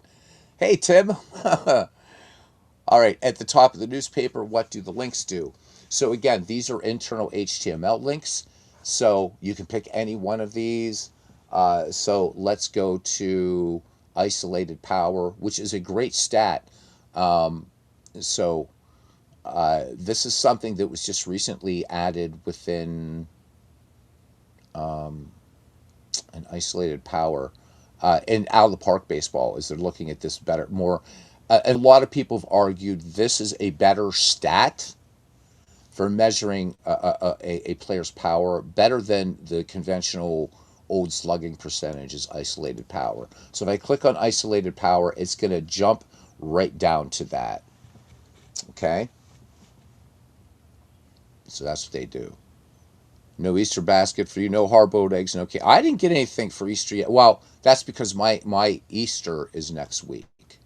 So in the Eastern Orthodox Church, our Easter's or Pascha doesn't always align because ours is the first Sunday after the first full week that Passover is over. Sometimes we're separated by months. Sometimes it's the same day. Sometimes it's a week, 2 weeks. So we use the old calendar, the Julian calendar, to determine the date of Pascha. So today's Palm Sunday for the Orthodox. All right, so that's what those do. All right, let's go ahead and let's close out of SBN. And the simulation is still going through. And looking at it right now, look at the Minnesota Twins at 8-4, top the American League. The Astros at 9-4, the Bucks just behind them, along with the Atlanta Braves at 1 game back. You can see that these categories over here, they're going to change. You're going to see different things. So you're not like, okay, I'm just locked in. I have to look at OPS or I have to lock in at RBI or whatever. Not sure what's going on with the chat for you here. You just keep getting errors. So you're going to head out for now. Take care, everyone. Yeah, sorry you're getting errors, man. Have a happy Easter. Hopefully we can catch you later here. Rabbi Wolverine, blessed Easter to you, brother. Clement Blaitres, wouldn't it be Cracker Jack and not chocolate? Happy to hear your mom's doing well. Hope you enjoy your fam time. When I get up, I'm hoping to get up there in May and make that coincide with then driving from northern Pennsylvania to Connecticut to hopefully go to the D2D con so I can meet the Scouser from Cyprus and just all you great guys. Gary Mal's going to be there and even meet the great Dave Gardner in person. Let's look at the next SBN. So look at Felix Mian. He's still in that hitting streak. Now, again, it's going to change up, guys. So now we've got Grand Slam leaders, which a bunch of guys got some Grand Slams here, but they all have one right now. Weighted on base average leaders. So again, you're getting a lot of sabermetrics in here for the game. We still have only had one no-hitter in the game. Makes sense. Out percentage leaders. And so for some of these stats, you're going to get this nice explanation. So for this out percentage, it's percentage of outs against balls put into play. 70% is an approximate average. So Fergie Jenkins, let me see. So all these guys here above that 70% threshold. Power speed number, sabermetrics baseball stat, which combines a player's home run and stolen base numbers into one number. So that's kind of cool. All right. Total player rating. This one I first saw in Total Baseball. So, and I always thought this was a cool stat, by the way. And there's actually, I don't know if Crash, if you put this in here or not, there's also total pitcher rating. So I remember, and I have a couple editions of Total Baseball, and it did make that distinction between total player rating, total batter rating. One I think that Derek Bain would like to see is win shares. And if you guys aren't sure about win shares, go on Derek's. Derek talks about this. You go to his website, does a really, really in-depth look at win shares, why they're important. I also believe he did a podcast talking about win shares. So there's your BABIP leaders, BABIP, all right, batting average and balls in play, da-da-da-da-da. And then again, you've got some more highlights. Dick Allen, 5 RBI in a game. Sam McDowell, 11 strikeouts. And a 5-2 loss to California. That's got to suck. How about it? And Don Sutton had that happen, as did Ken Holtzman. Boy, you see so many games in baseball where that does happen, where the pitcher is just absolutely astounding and loses the game. Ask Harvey Haddix about that one, by the way. Poor Harvey Haddix. All right, let me see. We are now on May 2nd.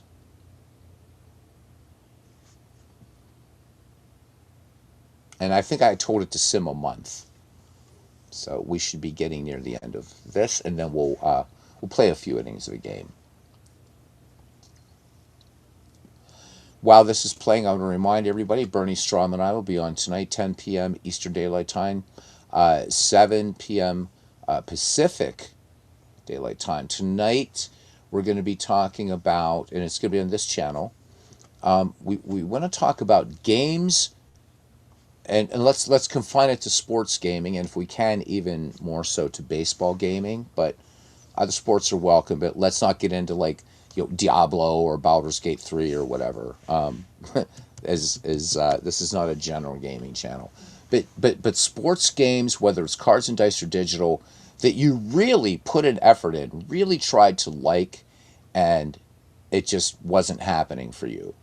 It's not. This isn't about trashing games, but rather letting people know sort of what you found difficult with the game, because you may find here, because there's, I always like to put an educative slant into this, is that you may have found, and I'm going to use a different example than I used last night. So for me, it's Inside Pitch PC, or not Inside Pitch, it's PC Replay Baseball. I tried, man. I tried twice, and yet I see so many guys raving about this. So the idea of tonight's podcast is to talk about those games, talk about why it didn't click for you, why you just didn't feel. So I'm not an indiscriminate collector. If it's a baseball game, it doesn't necessarily mean I don't buy it. Bernie Strom, on the other hand, owns just about every baseball game ever created. But maybe then people can offer advice. Oh, well, here, did you try this? So that's going to be tonight at 10 o'clock. Yes, I am a Bucco fan, and right now I'm happy. I realize it's very early in the season, but to see my Buccos at 5-3, and Connor Griffin, hell of a debut for him, opens it up with it. I mean, this kid is you know ripping it up. He's the number one prospect in Major League Baseball, and so we brought him up for the home opener. Five-tool player. He can do it all. So yeah, love my Buccos, man. Since the demise, man, Derek, I miss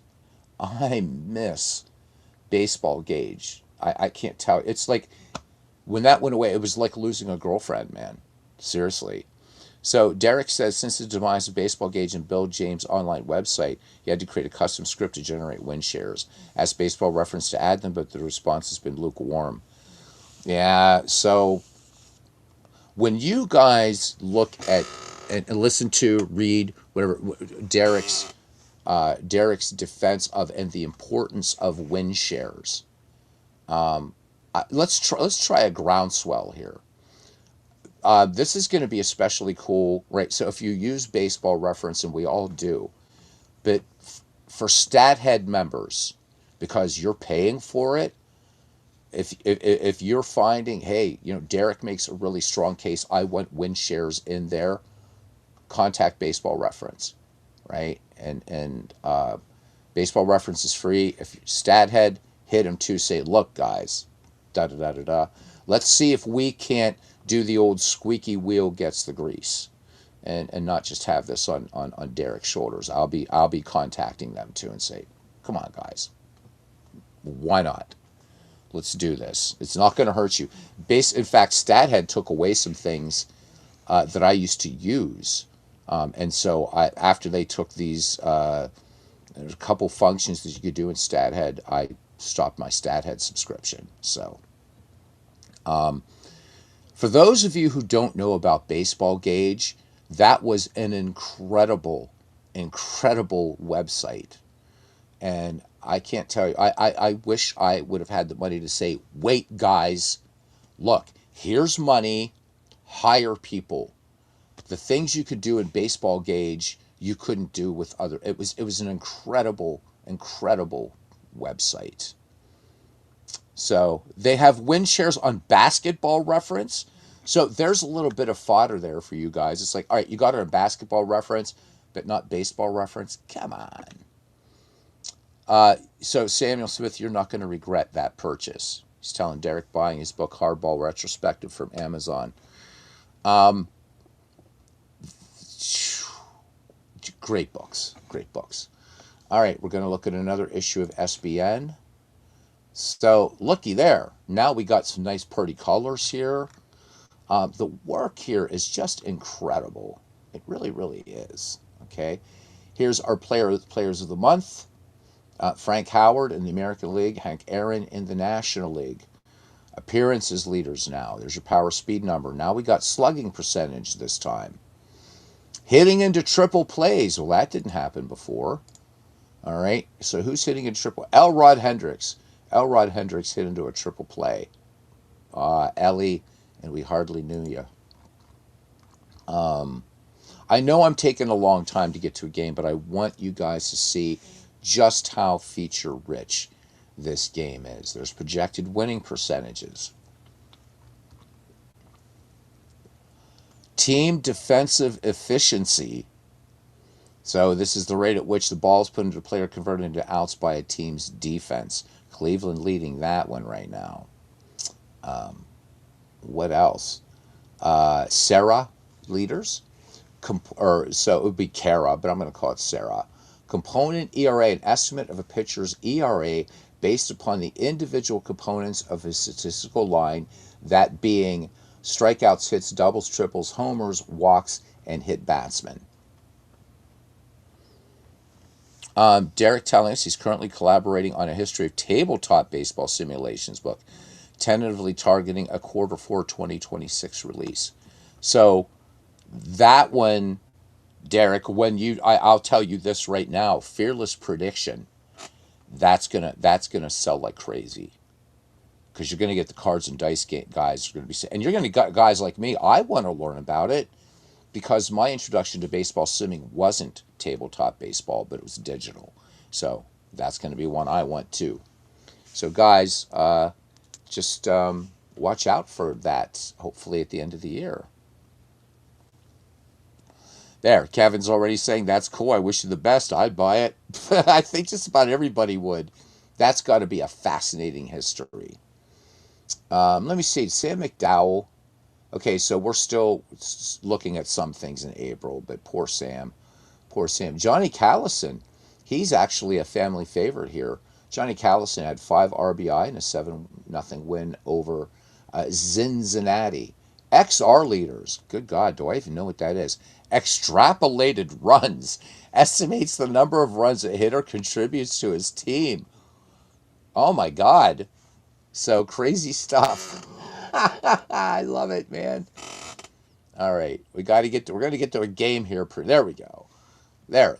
Luis Tiant of Cleveland just threw a no-hitter. All right. And we're going to stop this simulation right there. Okay, cool. Now, another great feature of this baseball game, and Crash, what a story this was. Crash goes to a baseball game and sees a program, right? The program that you look at uh, before the game starts. So you remember the old days, guys, when people, Gene Grabowski, hey, buddy, this is Happy Easter. This is our Pirates take on the Orioles at PNC Park, and the Tigers and Cardinals tangle tonight, national TV. All with your stream as an appetizer. Truly a happy holiday. Gene, thank you so much for that. That means so much. So very, very much. And hey, man, Gene, I'm like this Connor Griffin, real deal Holyfield so far. This kid was unflappable. Came up, doubles in his first at bat, scores. And I mean, that kid can fly, can hit with power. He is a true five-tool player. I heard he actually did some pitching, I think, in high school and maybe a little bit in LSU. So same school as Paul Skeens. Bucco's looking to lock him down to a long-term contract already. So I am happy. Kevin tells us that he got into Strat. His cousin had baseball, and you had football in the late 70s. Memory lane. Then I think you're going to love Derek's new book. And I do want to have Derek on again. It's been a while since we've shown Derek's website and all those things. So I want to coordinate with him, not only me being truant from a project that we were going to collaborate on, and he is graciously welcoming me back. Again, he's the head of Society for American Baseball Research, Replays and Simulations Committee games. Guys, if you're not a member of Saber, please join. It's super cheap, and the resources on Saber are ridiculous. And I really think Saber is practically giving the shop away. Saber's excellent. I belong to the Mathewson Plank chapter, so Mike, Blue Rose Case, Mike has just moved to the same town in which I'm staying. So he's going to be the first person I get to meet in this community. So once he gets settled in, we're going to get together, have a few beverages and lunch, and hang out and chinwag some baseball. And he's been a big contributor to the community. So, Gene, I'm so glad you're here for a live one, buddy. All right, I'm rabbiting on. Let me talk to you about this program. This is super cool. So with every game, and right now and if you have a team to manage, which apparently I didn't select a team to manage, I thought I did. You can quick sim a game. You can watch the SBN cast. So that's basically computer versus computer. But I want to look at this thing here, the program. So the Pirates are at 15-11. The Atlanta Braves are 14-14. Doc Ellis at 2-1 versus Pat Jarvis, who's 2-2. Let's look at the program. And again, Crash is all about the information. All right. He is all about the information.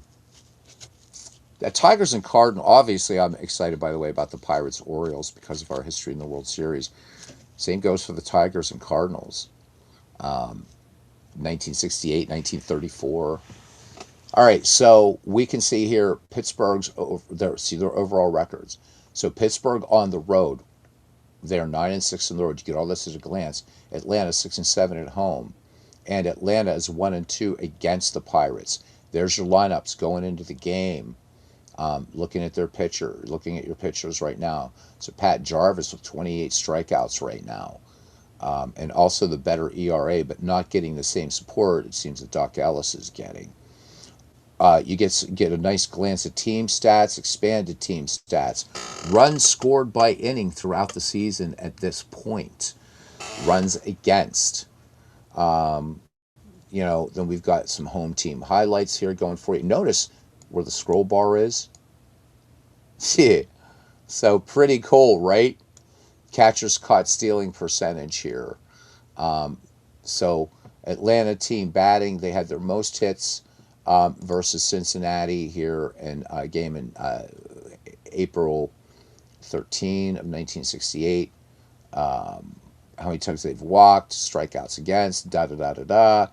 Then here's all the stuff for Pittsburgh, their visiting team. A lot to go through, but really, really fun. So you can actually check out the program before you jump into the game. Okay. Let me select a team. What looks fun here? Let's do the Pirates and the Braves. So I'm going to go to okay, because I picked St. Louis. Why did I do that? Oh, because I said St. Louis. So I'm going to select Pittsburgh for this one and assign to Human. And I've lost my job with the Cardinals, but I can always go back. Let's go to games. And now we've got manage game if I wanted to manage. And we might as well show the manage part of it too. All right. I know. I get it. Gene, I do. Pre-LSD, Doc Ellis. Love it. Pre-LSD, Doc Ellis. I did mention about the logos already. Yeah, Peacock, Netflix, and others are taking over the games. It's weird, and I've heard that that Netflix their coverage just absolutely just sucked. I didn't watch it. I don't subscribe to Netflix right now. But wow, I heard it's really bad, man. It went viral all over YouTube. They're like, "What? This ain't baseball. This isn't baseball. What's going on?" All right, let's go ahead and go into this game here. Yeah, and so what's nice about these, Kevin, is when you import a season, the correct logo for that year is automatically imported. You don't even have to mess with it. If you want to change them, you can. All right, let's go ahead and manage a game. I like, again, the nice graphics. Anything that jazzes up a game, I think is pretty cool. All right, I'm happy with everything, the way it works. I mean, you got Hank Aaron and Stargell batting cleanup. And let's go. So again, you can change your lineups here if you want. If you want, we're going to go ahead and close. And here we are. We are now in the game. So this does not, and I'm glad, and I hope, Crash, please don't change this. I like the fact that the talking heads, I call them, aren't on the field. I like the photos right here. Ballpark's already ready to go. We are in Atlanta at Fulton County Stadium. And here we go. We can start here. So Mike, another nice thing here too. So quick look at ratings. So if you hold your mouse over Mike Lum, you see his hands are 75, agility 78, his arm is 55. And then if I want to click on Mike Lum, again, I can see his full card. Okay. All the way around. All right, let's do this. It's just using player, these little icons, which they're cool. I like the field display to be clean. That's why when I play Action PC Baseball, the only photos I have are the pitcher and the hitter. A lot of guys do like having the pictures in the field. I think it looks weird. On the lineups, you can do what they've done on the season. Okay. Thus far, we can click today, which nothing has happened. We can look at their splits and versus a pitcher. So apparently the Pirates have not faced this pitcher yet, but let's leave it at season and let's play. Do you have to warm up the relief pitch? You can, not required. The only game I've done that in that I like it is Pocket Pennant Run Baseball. I haven't tried it yet in Crash's game. But I think Pocket Pennant Run Baseball does it the best. This is clean. Some of the other games are overwhelming. Yep, so everything is right in here to go. You can set up your options. Let's talk about options here for a minute. And I love the crowd. I love the crowd noise. I really, really, really, really do. But I think right now is I'm going to disable it because it's just a little easier for me to talk to you guys. Something that's gone in the demo is continuous play-by-play. I actually would be happy if it never came back. That's just me. I don't mind clicking the mouse. Continuous play-by-play, I was never a fan of. It's not that it's a bad thing, it's just an option. That's disabled in the demo, and I'm happy with that. We'll leave animate ball flight. We're gonna leave the do up window up for now. Okay. The way I like to play this is you can choose how the play-by-play information is presented down here in the window. I like bottom line. So, that new on the top line, I found bottom line just is easier for me to follow. Okay, so turned off the crowd, just because it's not a problem with the game. It's just a little bit easier for me to talk about some game features here. Okay, so you can autocomplete game. You can look at your park info right here. So again, you've got all those. We've got our outfield distances and fence heights and all that kind of groovy stuff, right? Okay, your box score is going to start to populate here. Line score up here. Here's your data, and you can also see at a glance here for pinch hitters that you have available. So the Buccos with 3 lefties, 4 righties, no switchies, and we've got 1 left-handed and 5 right-handed relievers, and then we can see the same data there present for the Atlanta Braves. And there's your nice pitchers in a box over here, Pat Jarvis, and we're ready to go. And again, you can look at your lineups. You can also, so right now I can just have Maury Wills. Either just swing away or bunt, but the more button which we can't do anything with the more button yet. So let's just do this.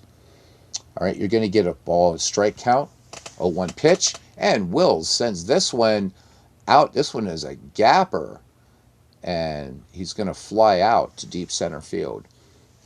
All right, so 1 down now for Roberto Clemente. All right, and let's do it. Jarvis ready to deal now. You can see why I choose this. So this one, soft liner out to first, and Hank Aaron has it for out number 2. Yeah, nice clean display, says Gene Grabowski. So I'll have this up for you guys this afternoon. It looks like everything is rock solid here. All right. All right, in the box now for the Bucks. Now you don't have to use the mouse. You can just hit enter. And Matty Alou is going to send this out to left, and that is going to retire the Pittsburgh Pirates.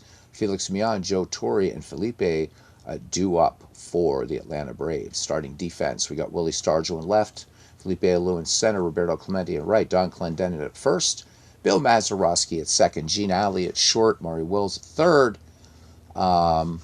This should be Milt May. No, it's Jerry May. See that? I'm used to later Pirates. So Jerry May. And of course, Steve Blass.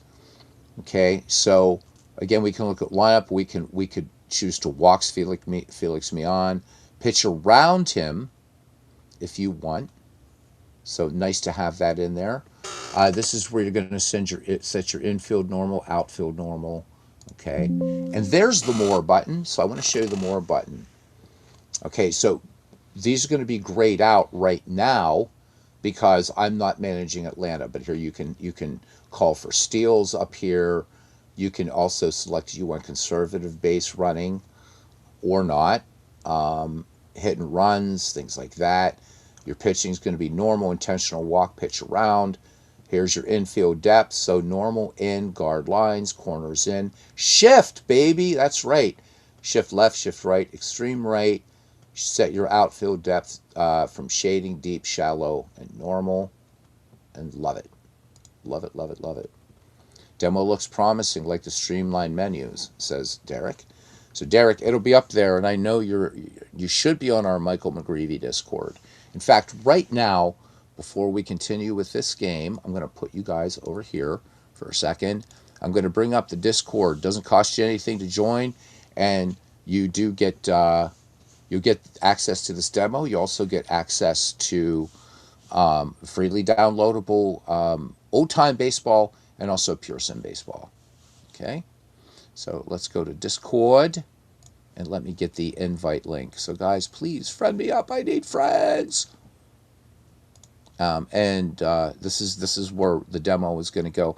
Again, please, give Crash a nice thanks on there and offer constructive criticism. As I know you guys are all good guys. Anyhow, you're not going to say you suck, dude. Get away from here. Kevin giving some nice positive feedback here. So there's the McGreevy Discord, guys. He says, very nice work on this as a gamer, not just a PC baseball game. It actually captures the subtleties of baseball. Very, very nice. All right, here we go. Felix Mian. Don't know if he still has that hitting streak going. All right, 1-1 pitch, and Mian connects, and this one, fly ball out to right, and this is going to get down and into the corner, and Felix Mian picks up a double. All right, here's Joe Torre now. All right, Blast has the sign from Jerry May. And you can speed up the play-by-play if you want. And Joe Torre draws a walk on a payoff pitch. 2-1 for the Braves, nobody down. And we got Alous everywhere in this. Felipe Alou. And this one out to Mazeroski. That's a line out. So one away. And it brings up the Hammer. Hammer and Hank Aaron. 4 home runs, 14 runs batted in, hitting .267 right now. And Blast ready to deal to the Hammer. 0-2 pitch, and he swings. And this one, bounding ball, Mazeroski has it. So Aaron hitting into the fielder's choice. So 2 down, score that one 1-3. Okay. And there we go. Now we got Tommy Aaron. May his memory be eternal. And Bill Mazeroski, been busy. So they go the short route and get out number 3.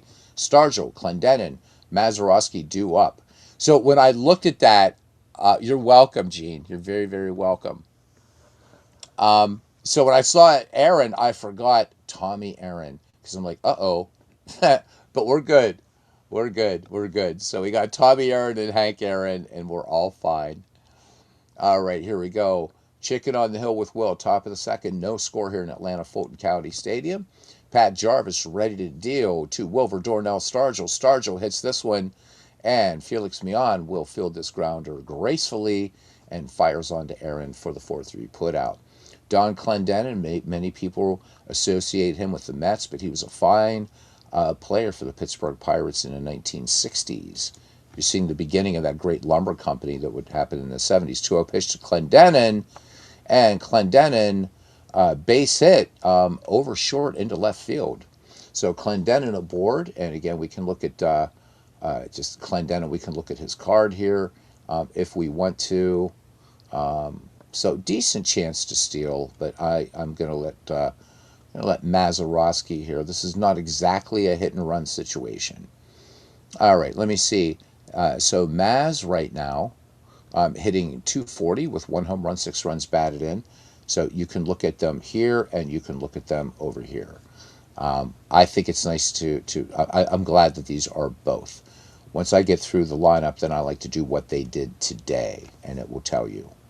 All right, here we go. Jarvis peers in, has a slide, and the 1-1 to Mazeroski. Mazeroski tags this one out to left field, and this one gets over Mike Lum's head, and it's off the wall. And now it's asking, should Don Clendenin, runner Class 2, attempt to score? So Felipe Alum has a Class 3 arm. This is deep. I'm going to say yes. We're going to try to get on the board. These Braves are not exactly pushovers, even though they're playing 500 ball. And extra base taken by the runner. No throw from the defense. And the Pittsburgh Pirates stake to an early 1-0 lead. All right. So the other thing about the McGreevy Discord, guys, is really, really want to encourage you to talk about your project, show screenshots, whatever. Cards and dice, digital, both. It's all fair. There's a lot of fun. A lot of times you're going to find people just, I don't know, posting cool videos and whatever. It's a great place for family to meet outside. And we got to thank John DFW. He's actually the creator of our McGreevy Discord. All right, here is Gene Alley, superb defensive shortstop. Imagine, when you got Alley and Maz there, man. It's great stuff. May the memory of Bill Mazeroski be eternal. All right, Maz in scoring position for the Bucks, 1-0. Count even on Gene Alley. Alley swings, and this one, gapper out to left, but this is going to be tracked down by Lou. Should Mazeroski attempt to tag up? Let's say no. Let's not do that. We're going to leave Maz at second. All right. So the game plays very nicely. Up here we can see 2 outs, of course. Shows the last pitch. That was an 87-mile-an-hour fastball by Pat Jarvis. Here's Jerry May now hitting 253. All right. And Jerry May, first pitch swinging, fly ball to right. And that one is going to nestle right into the glove of Hammer and Hank Aaron. The Buccos pick up a run. Sonny Jackson, Mike Lum, and Marty Martinez due up for the Atlanta Braves here in the bottom of the second. Sonny Jackson leading things off. Could I have checked on the speed Maz had on that tag up? Oh, yikes. No way for me to go back. I don't know if... So it was showing Maz's rating as a runner, and so why I made that decision is that Alou had the stronger arm, the speed against arm. So I had that comparison. So I'm not sure I'm understanding the question. Like taking up Crash's time here. Crash, do you know what I'm saying? Yeah. Again, there's 6-second delay, so that's also why I might not be answering the question properly. Let's go into options, and we're going to speed up the play-by-play just a little bit. I like it at normal, but we're going to pitch it up, or speed it up a little bit. All right, and here we go. All right, Blast will face Sonny Jackson here to lead off, and it would help if I would actually hit that 3-2 pitch. Jackson swings, and this one popped up third base side. And who you going to call?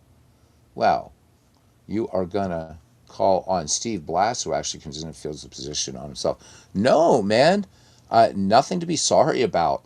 Again, there's a 6 second delay between what I say and when you hear me. So, no, it's fine. All right, here's Mike Lum. Is Mike Lum a bum? I don't know. He's hitting 200 with a run batted in. All right, lefty in there against Blast. Here's the 1-0 pitch, and Mike Lum swings. And this one, just a pop out. Steve Blass should just do like Satchel Paige and call everybody in. Blass handling it all here. All right, 2 down here for Atlanta. 0-1 pitch, and this one scorched out, past short into left field for a base hit. So Atlanta with its second base knock of the game, and here's Pat Jarvis. And we're going to see, are they going to bunt here?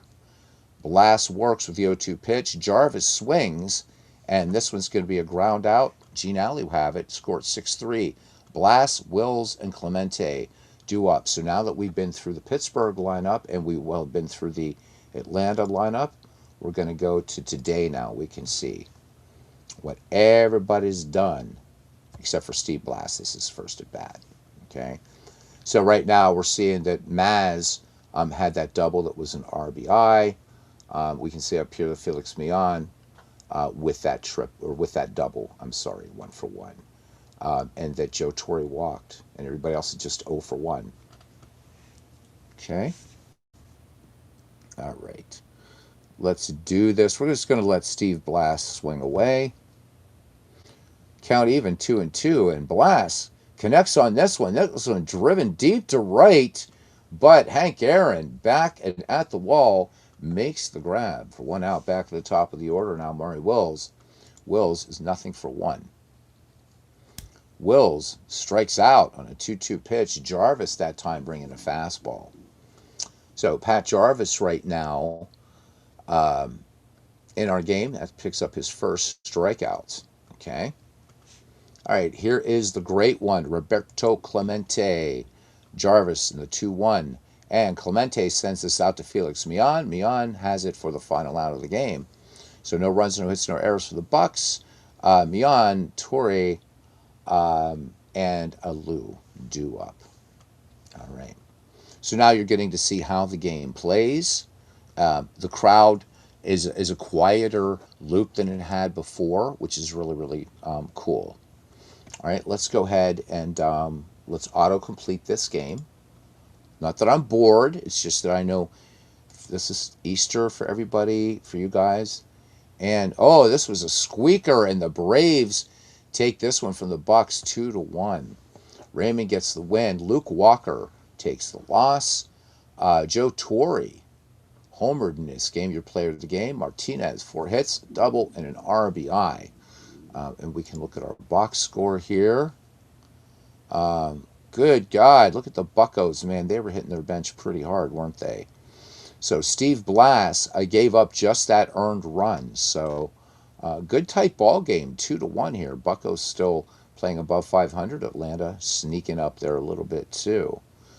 I like the pitching. This is, again, like an old, just a very clean looking newspaper box score here.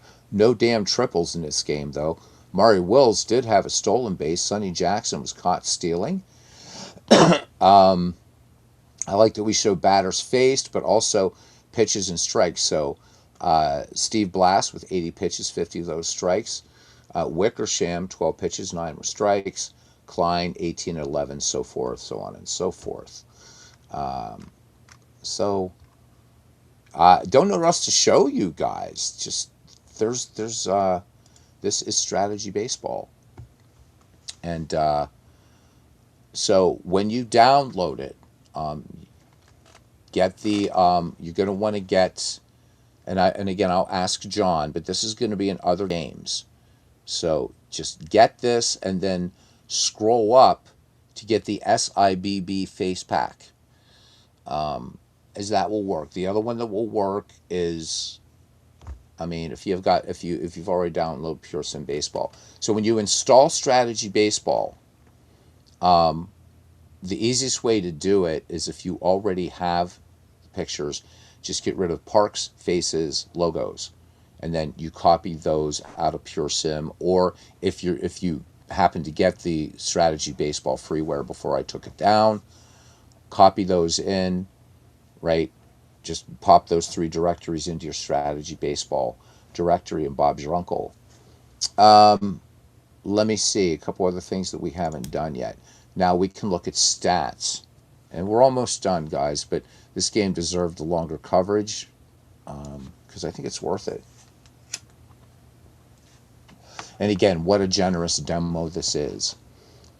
So we're showing, again, we're looking at batting average, on base percentage, slugging, OPS, all the usual suspects. All right, and let's just look at the National League. So we'll look at these were both proper baseball back in 1968. So, but National League, look at Dick Allen up there with that OPS of 830. Not too bad, right? Still early in the season. So here are your leaderboard stats. Let's look at pitchers in the National League right now. Mel Nelson with the Cardinals with 5 wins right now. Let me see. Phil Reagan with the Dodgers now with 5 saves. Nolan Ryan has walked 20. Were we surprised? No, because Nolan Ryan is doing Nolan Ryan things right now. So Nolan Ryan is leading in walks, and Nolan Ryan is second in strikeouts. So 40 strikeouts, 20 walks. It's kind of what you'd expect from Nolan Ryan. Okay. Bob Gibson is fan 52 thus far. So you see things playing out. There's no strange anomalies even in the early season. Of course, a lot of this is going to change. Fergie Jenkins with just 2 complete games, but again, early in the season. Um, and then fielding leaders, if that's your thing, there you go. Then we got batting plus. So we've got WAR, WOBA, isolated power. What else we got here? Total bases. I'm like kind of I'm always, and I'm not saying remove it for the game. Total bases for me is not. I don't know. I've read some articles, and maybe it was Bill James that talks about why this is not like this is it's not like a stat that you should just be basing like everything on total bases, because there's a lot involved with total bases. But extra base hits, cool stuff. All right, pitching plus. What do you got? You got hits per 9 innings, walks per 9, strikeouts per 9, um, and walk and strikeout ratio here. Juan Marichal doing it at 5.75 right now. Pitcher whip, FIP, run support, and pitcher double plays. Let me see what else we got here. We got special. Don't know how much of this that we can do with special yet. We don't have no. We have team streaks. So right now we can see that the. Let me see. What are we looking for? This is all of baseball, which makes sense. Okay, winning streaks, losing streaks. All right. And you'll be able to see here too that for teams with cities with 2 teams, the American League, as it should be, is designated as A, because let's face it, this is the senior circuit. And happy 150th birthday to the National League. Pretty crazy, and 125 for the American League. Always be the senior circuit. Anyhow, so do like the team streaks. Milestones. Right now we got some milestones here. So for, what do we got here? For RBIs, runs scored, and we still got just those 2 no-hitters right now. Favorite toy is a tool Bill James developed in his Baseball Abstract to predict the chance of a player reaching some career milestone. So, like you can select home runs and the value to test, and then you run the favorite toy calculation. I'm going to let you guys do that. I don't want to. Like destroy. I don't want to like just mess it up for you. Okay, top prospects, and these are real players. So you can see there's Lou Krause out Downing. If you're not sure if a player is real or not, you can click on him, and if it's a funny looking face, he's not real. Okay. Could you show us again how to open the announcers? Yeah, I'll show you that in a moment, Aaron. I'll be glad to do that for you. Okay. All right. Highest war rating. A lot of people love war. So there you go. There's hitting streak. So Felix Mian at a 14, he's got a 14 game hitting streak right now. And the asterisk showing that this is still active. So, um, were that the case? I didn't check to see. So Gary Holman with Washington has the only active hitting streak right now. So Felix Mian shut down at 14. Okay. All Stars, again, you've got to play seasons for these, along with awards leaders. Then we've got, our switch hitters, stolen bases, home runs. So just if when in doubt, I mean, some of these are obvious World Series rings, All Stars. All right, so Willie Mays right now, stolen bases and home runs. We can see all that happening right there. Longest careers. There you go. There's your longest careers, retirees, and then we're back at the beginning. Okay, let's go to home. Let's go to game options. Aaron, you go to game options, click enable speech, and you'll basically get the Microsoft narrator. When will this be up? This afternoon. I've just got to grab something just really quick because all I had was a protein shake today. After I got home from the shop in the torrential rain, I saw that Crash sent me the email. He said, put it through its paces, and then you got my blessing to put it up if you feel it's ready. And I feel it's ready. So we have done, and we're going to do a game on this later today, probably. We've done 2 hours and 22 minutes. It seems like we're getting a lot of superb feedback. You're welcome, Aaron, very, very much. So this will be on the Michael McGreevy. It's called Ned McGreevy. Ned McGreevy Discord. It will be in other games. I'll show you exactly where it will be. Again, because I just love this family. What can I say? Let's go to Discord. Boom, boom, boom. All right. So when you're in the McGreevy Discord, you're going to get down and you're going to look for, and I'm going to ask John to actually create one for Strategy Baseball. But for right now, you're going to find it in other baseball games. So if you scroll up there a little bit, you can see we have, you're going to have to do some searching, and there's just nowhere else to put these downloads right now. So just look in other games, and it's going to be the latest one. Do pick this up, though. This SBB Complete Face Pack. Get this. So don't forget to scroll up and get these players. All right, because again, it splits them down by decades, which is real, real, real nice. Okay, there's Pure Sim Baseball, and Old Time Baseball is right here.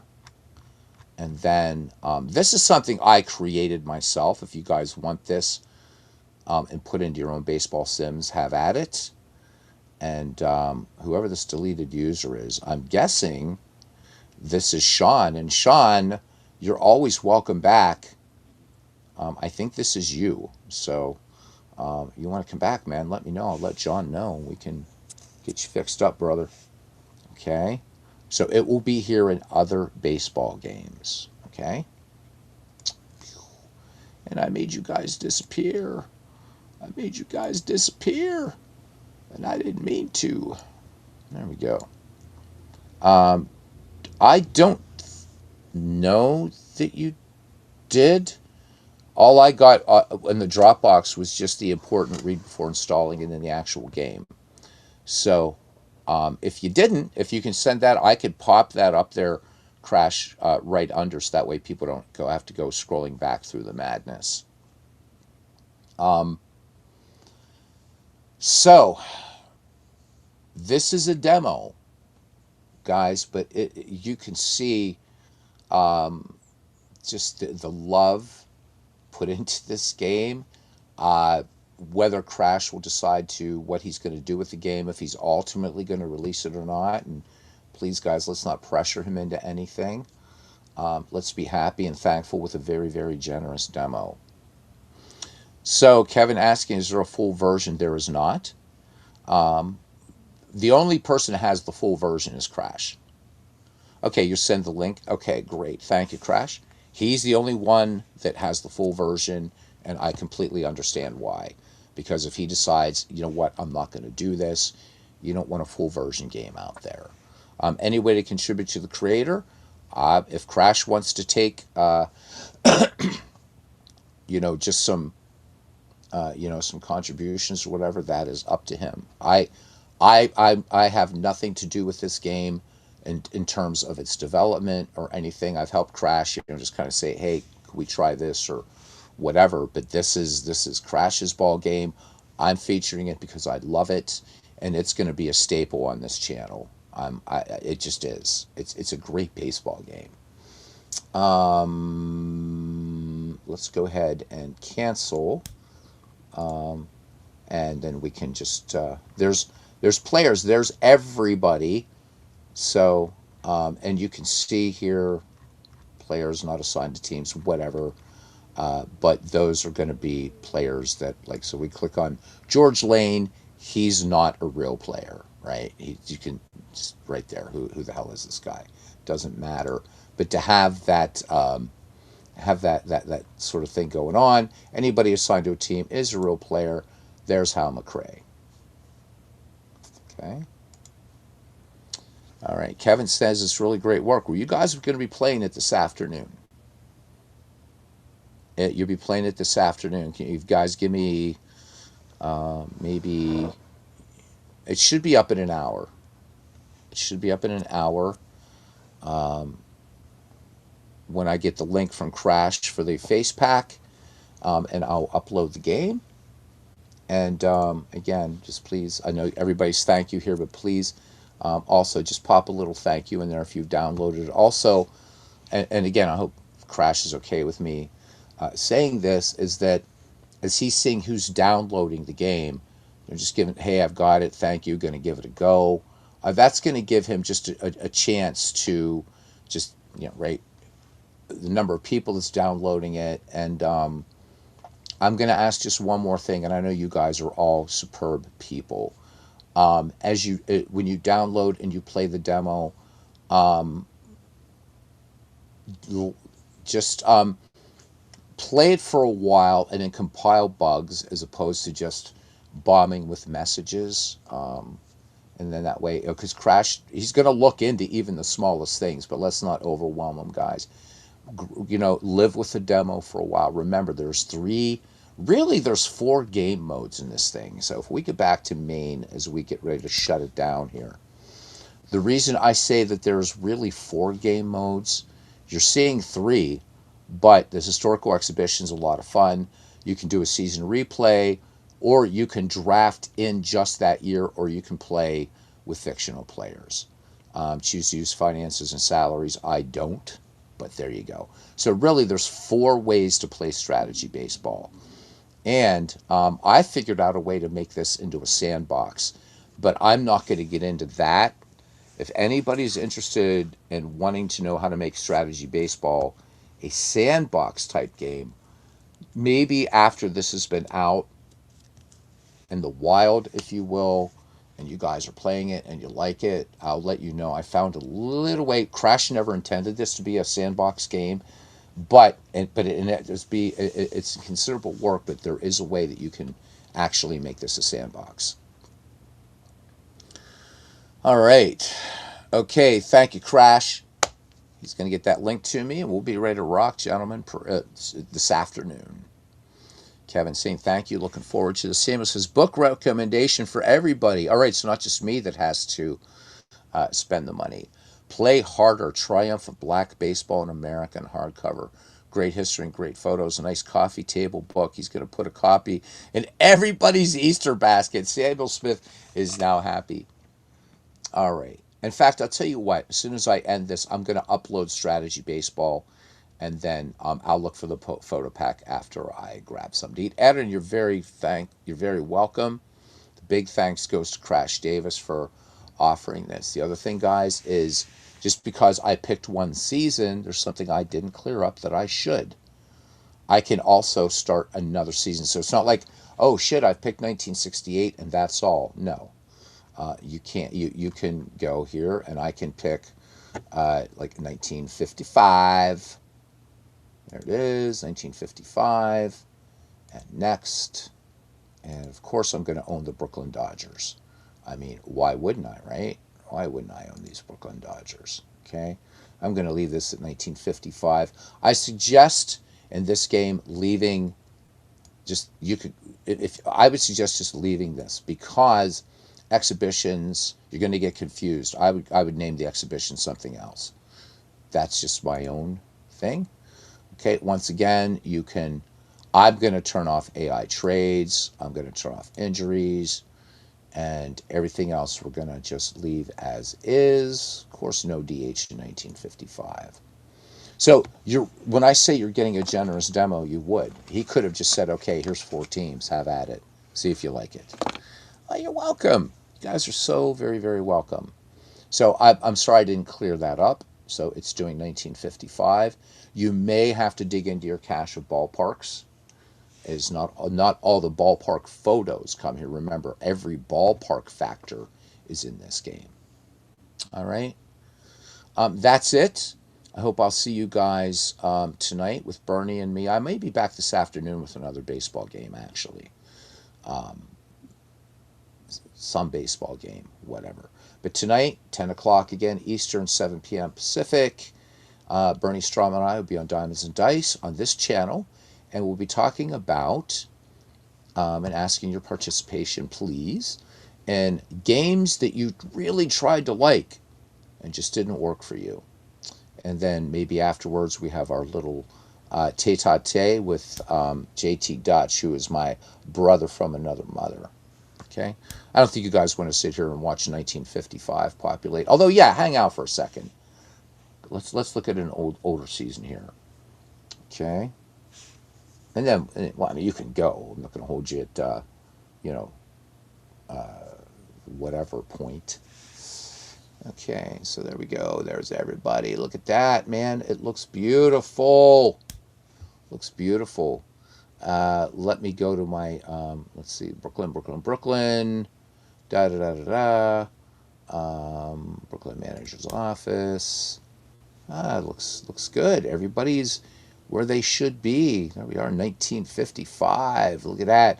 Farillo, Reese, Campanella, Snyder, Hodges, Robinson, Gilliam, Moros.